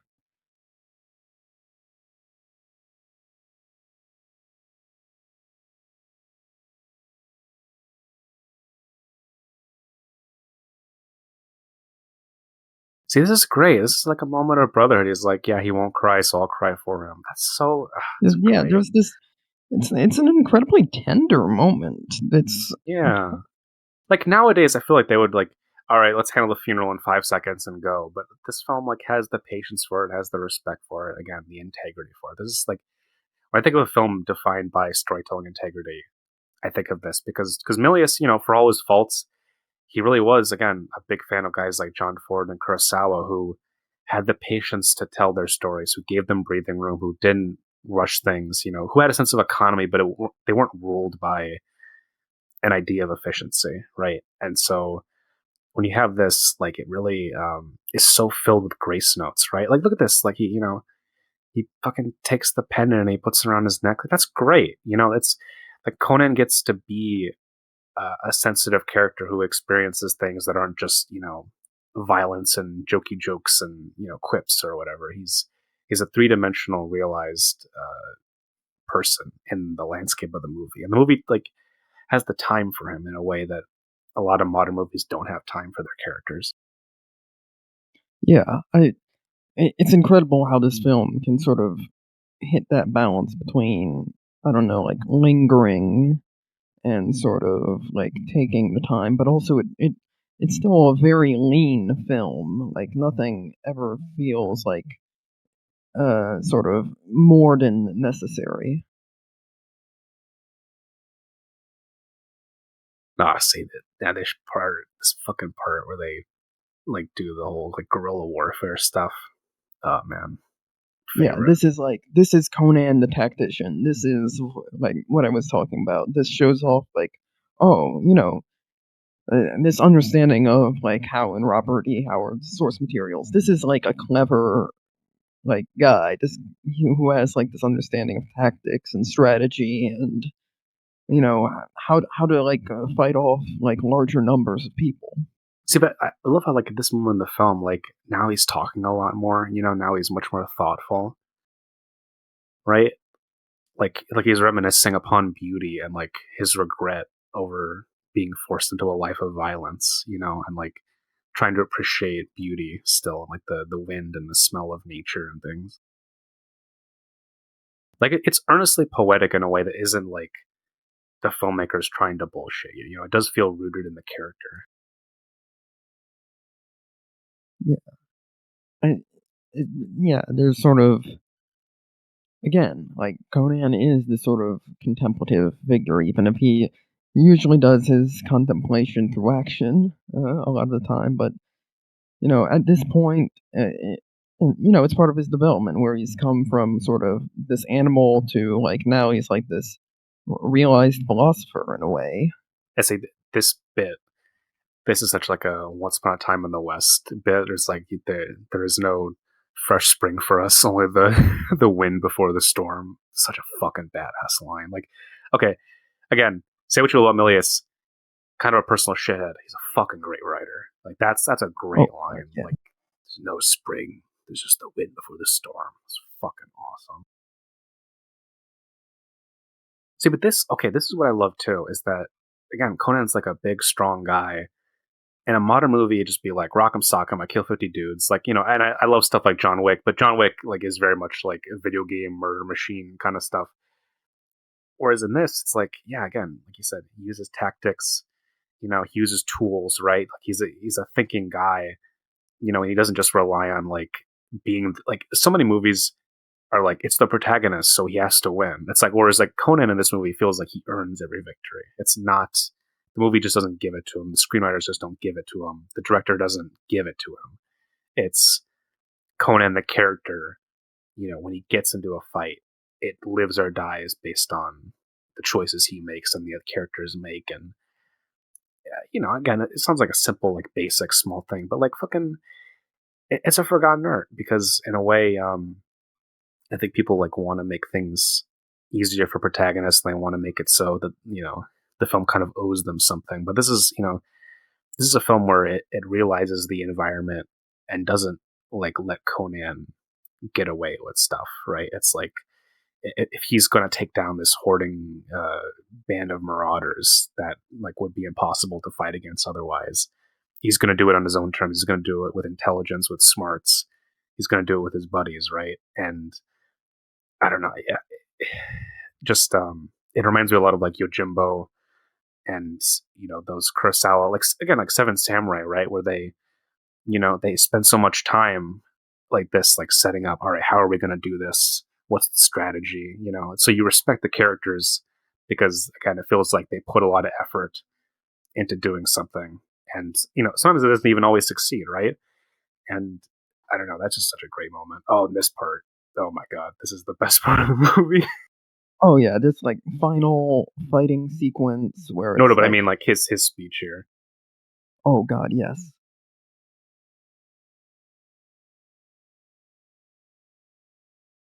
I have no tongue for it.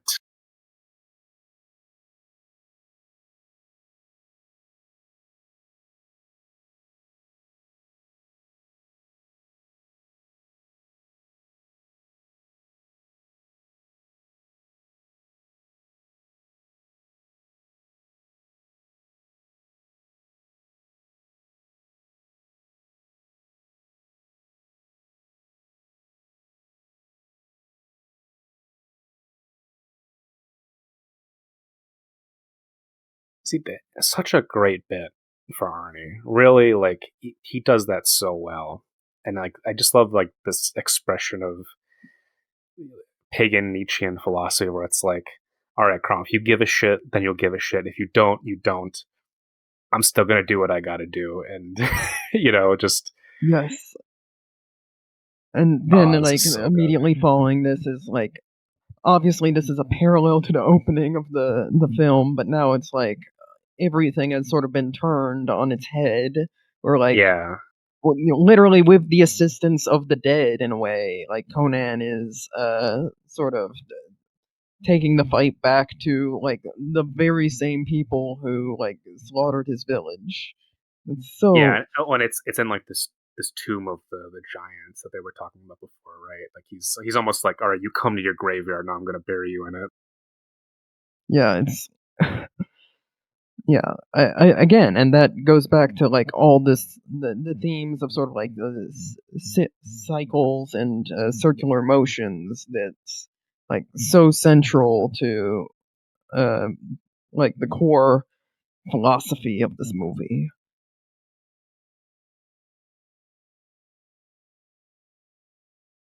And like the viewer can really see like the tactics of this, right? Like it's not just like abstracted. It's like, oh yeah, I'm going to lead the cavalry into a space where they can't maneuver their horses that effectively, and where there's a bunch of hiding spots. Like it's really, you know what I mean? Like the viewer can just immediately understand and tell why they would do this, why it makes sense.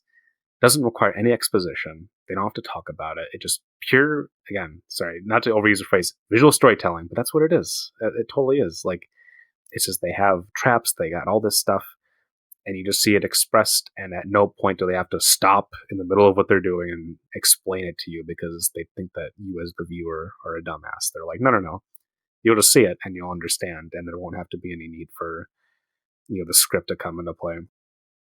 It's a faith in both the audience and their own ability as filmmakers, as people who can communicate in an Yeah, audiovisual it's the idea of like, oh, medium. if you're that, if you're an audience member, you're making the film just as much as we are, right? You're a part of this. You're part of the filmmaking apparatus.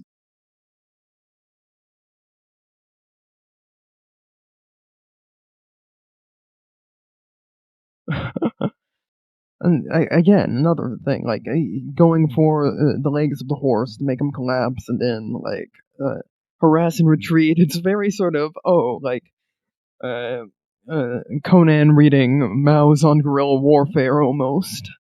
Yeah, definitely.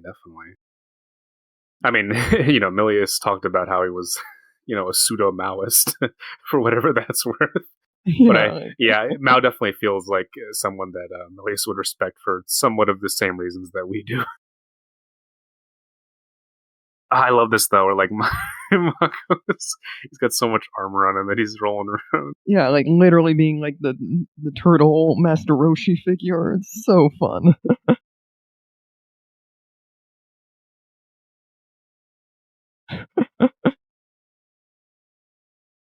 Oh, with the helmet. This is like a classic Looney Oh Tunes god, yeah, gag. this This is is so perfect. dude. Every time this happens in a movie, I just fucking grin like an idiot.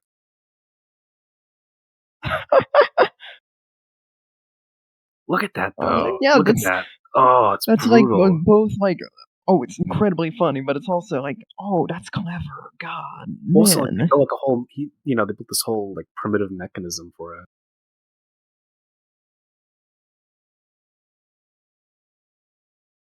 But yeah, I love how like it. Look, there's still like the blood squib on the camera lens.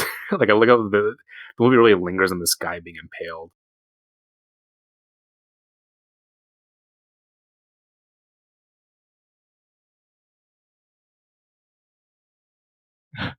And something we haven't commented on is like this is where we get all those like classic Arnie grunts. Also, this moment it's fascinating to me because it's like, oh, is this like a literal supernatural event? Because that's heavily implicated, but it's also like it's almost like the sun glinting off metal and like causing a temporary blindness. I don't know. Yeah. But the movie plays it very deftly, very, very charismatically. I do enjoy it.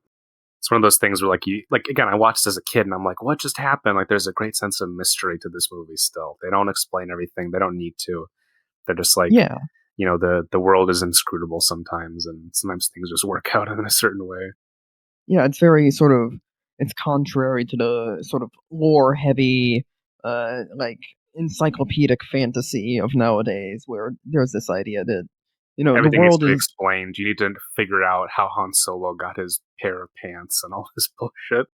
yeah, no, like this is a very the world is full of these mysterious forces and ambiguous like causes and entities, and like magic is this unknowable sort of force that no one really controls completely.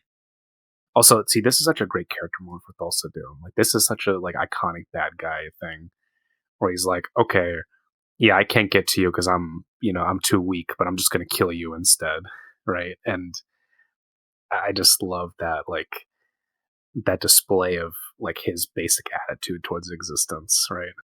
Yeah, it's so petty, but it's also like, oh yeah, this is exactly It's this the is a way of perfect flesh, characterization of him. Yeah. Yeah.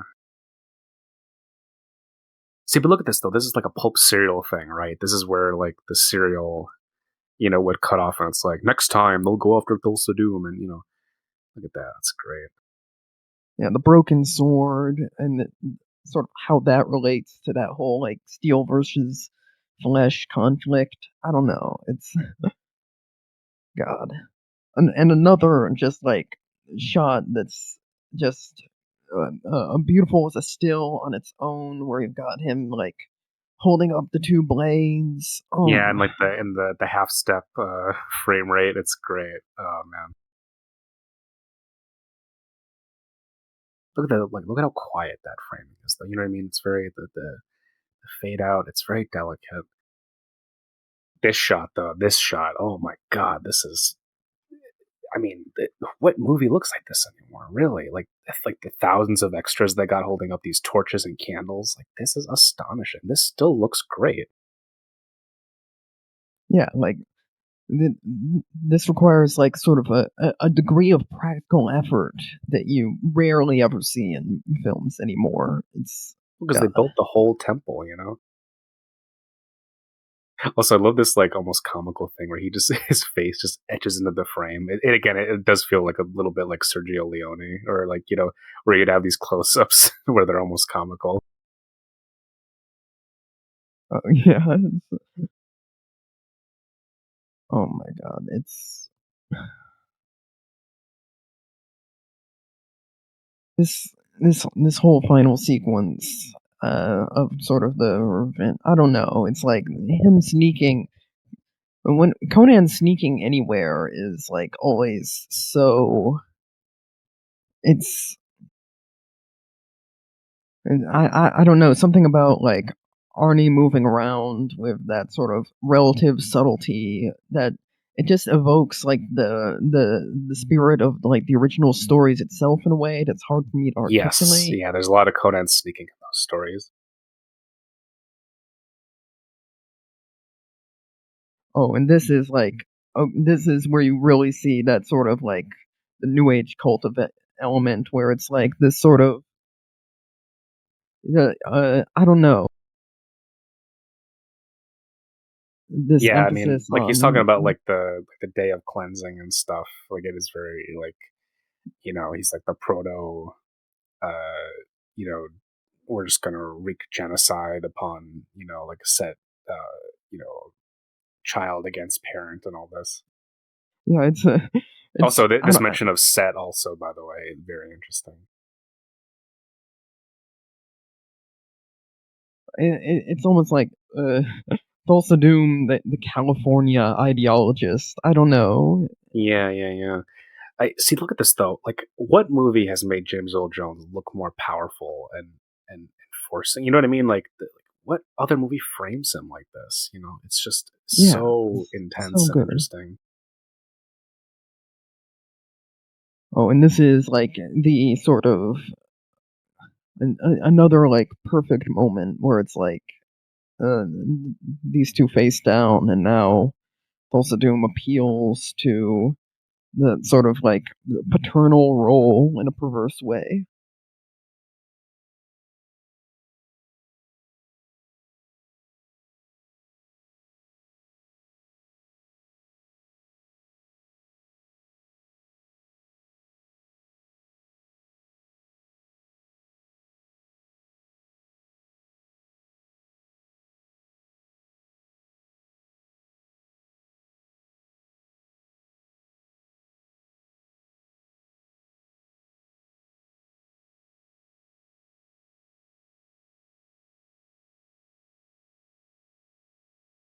Nah, see, but I love that like moment of like realization because like the camera then does it from his perspective, right? Like it frames Thulsa Doom like from his eyes, and I just love like him realizing like I'm at the threshold of like destroying everything that's defined my life so far, And and he then just there's like that he resolution. just Yeah, like yeah he just like I gotta do it, I gotta go through with it because again it's the cut the Gordian knot, that kind of shit. yeah, like I don't. God, Also, look at this. there's Is there anything more fucking brutal than this shit right here, man? This is like, holy fuck, dude. Like, this is true yeah, blue barbarian shit. Like, doesn't get more fucking hardcore heavy metal album cover than this. yeah, holding up the severed head, like, uh, and then like Just tossing it tossing down the it. steps. Yeah. And it's in, look at this. It's on camera, too. You know what I mean? They don't cut away to it. They just, like, they watch you see where it goes. Yeah, like I don't know. It's again, it's one of those only in this film do you it, do you get this sort of. I mean, I guess you could probably say that like Chronicles of Riddick is one of the films that like tries to recreate this. Sure, yeah, but Chronicles of Riddick is like the new metal Conan, Yeah, it's a which is very sort of. which is great in its own terms, but definitely not like as stripped back and pure as this. Yeah, it'll never. It's sort of like, yeah, it's a doom metal band trying to be, Black Sabbath. Yeah. Oh, you know what? See, this is such great. Like, I love how quiet this is. How it's just like them throwing all their candles into the pool. Like it's not like oh, we're the armies of Thulsa Doom, we're gonna get you. It's just like okay, I guess that's done. And like he just watches them slowly all kind of you know exit the stage of whatever their lives have been before. It's almost like as Conan is no longer defined by Thulsa Doom, now like their lives are no longer defined by this like set cult that he set up. Yeah, it's sort of like this is the moment that is sort of a refutation of the way of flesh, way of thinking, where it's like, maybe without that sort of action to back it up, like these ideas can't Yeah, really I just sustain love themselves. this bit of him just like we're gonna watch him think, like it's there's a contemplative part of this movie that is so easy to miss out on, where it's like you know Conan, like through the course of this movie, evolves from almost like a feral child into like being a warrior philosopher. He's he becomes a fully realized person. Like, oh, look at this though. You see all the candles tossed in the pool and the reflections of the pool, and yeah, I just love that. I just love that the film has room for, it's like, we're gonna, this is Conan's story, and like really, like he's a changed person by the end of it. And yeah, it's just it, I don't know. Like this is such a, I've seen this film so many times. Even watching this scene again, like it really, like it it makes my heart kind of like beat in a different way. It just like has has a powerful mythic way of going about itself. And again, all this is quiet, no words. They just let the story speak through the characters and their emotions, and it's gargantuan. This looks fucking immense. They built this huge set. They went through all the trouble of doing all this, and it's a true blue epic. Yeah, like God, and this moment of him throwing like the brazier up there and like setting the temple aflame as like this is the real final killing blow in a This way. is the real like purging, right? This is the cleansing. Yeah, it's like there's I don't know there's so many different just like moments from this film that stick with you and are like It stuck with me throughout my entire life. Like, I mean, again, I said it before, but this film is a part of my genetic makeup. Like 100%, it is. It's almost like breathing or blinking for me, just thinking about the imagery in this. oh I man, see, and about this thing, this moment he just walks God, past her, and he's like, "What?" yeah, like again, no dialogue, just communicated through those, like, incredible just, like, a little movement, and I don't know, I it's so incredible how, like, Conan the Barbarian, this film associated with concepts of bombast is just, like, this sort of it's such, like, a it's something so many filmmakers who try to make blockbusters nowadays could, like, learn from in terms of, approaching these subtle moments. Yes, yes, and then again, the word I would come back to always is the integrity of the story, the desire to where it's like, all right, we're gonna take this seriously, but we're also gonna have fun with it. We're gonna make an entertaining movie that has something to say, and to not be compromised by commercialism or by desire for obtruseness. And this is the ultimate tease. This is the ultimate Yes, oh my tease. god. Like, Uh, we have never gotten, like, the true sequel of, like, Conan becoming king by his own hand, the because, thing like, is, that's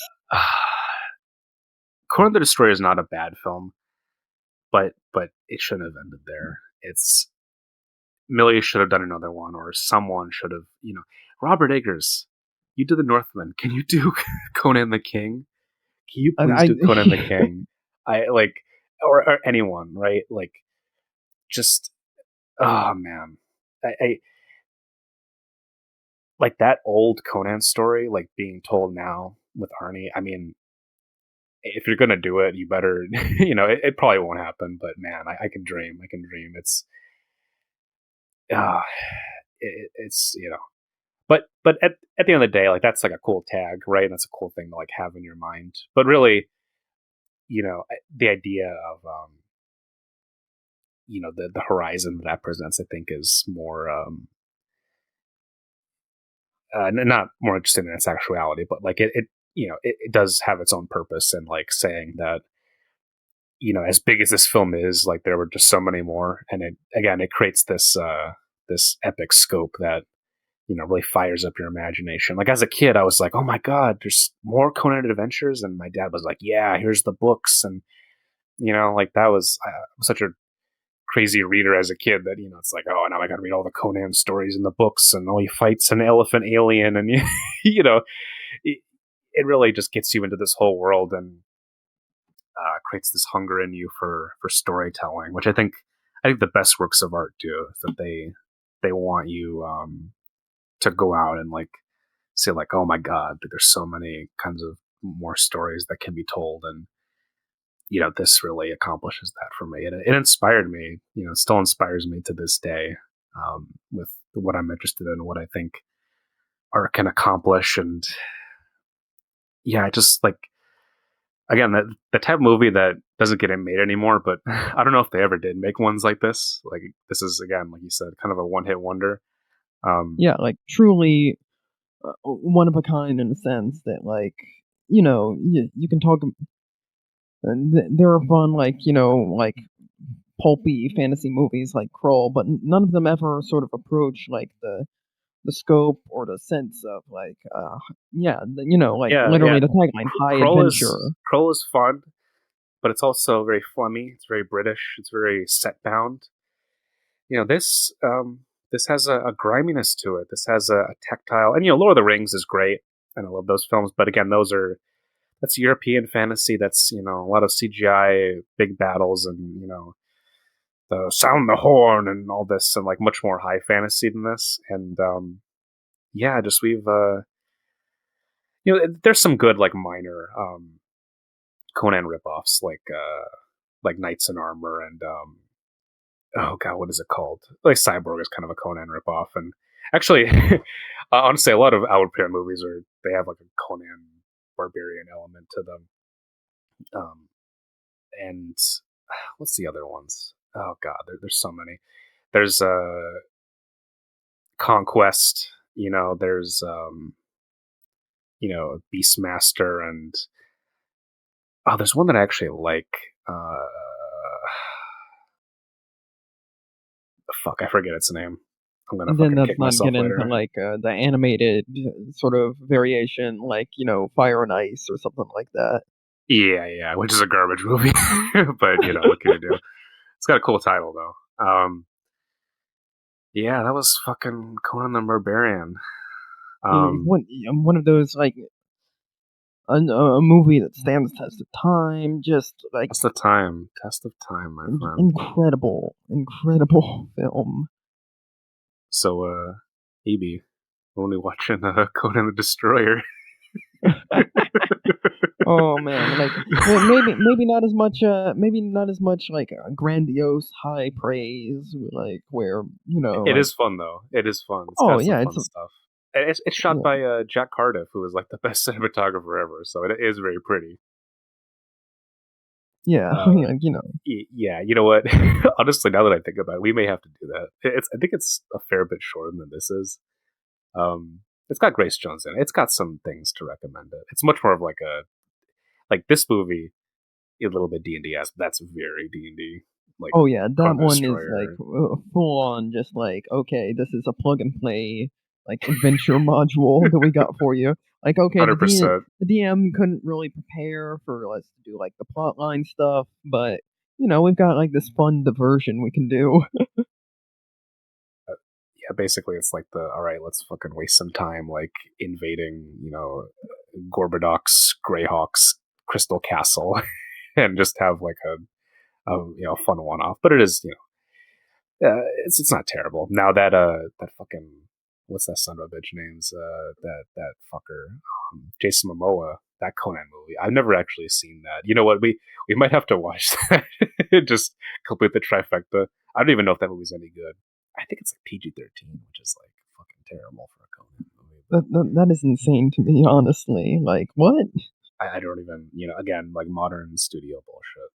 You can't PG-13 Conan. That, Because what Conan the Destroyer is a PG movie, but it's still pretty violent. I think it's like it's like 1994 PG before the PG-13 was invented with Gremlins and Temple of Doom, and so it's still like pretty fucking gruesome.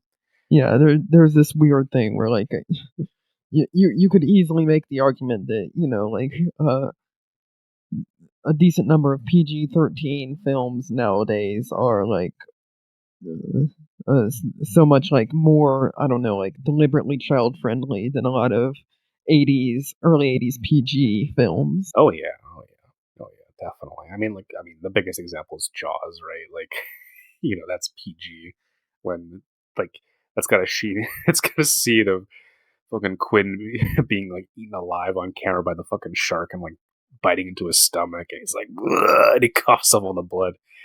Anyway, Conan the Barbarian. For everyone who's listened along with us to the movie or just on your own time, I hope you enjoyed that. And we'll have more to come. Thanks for doing this with me, Evie.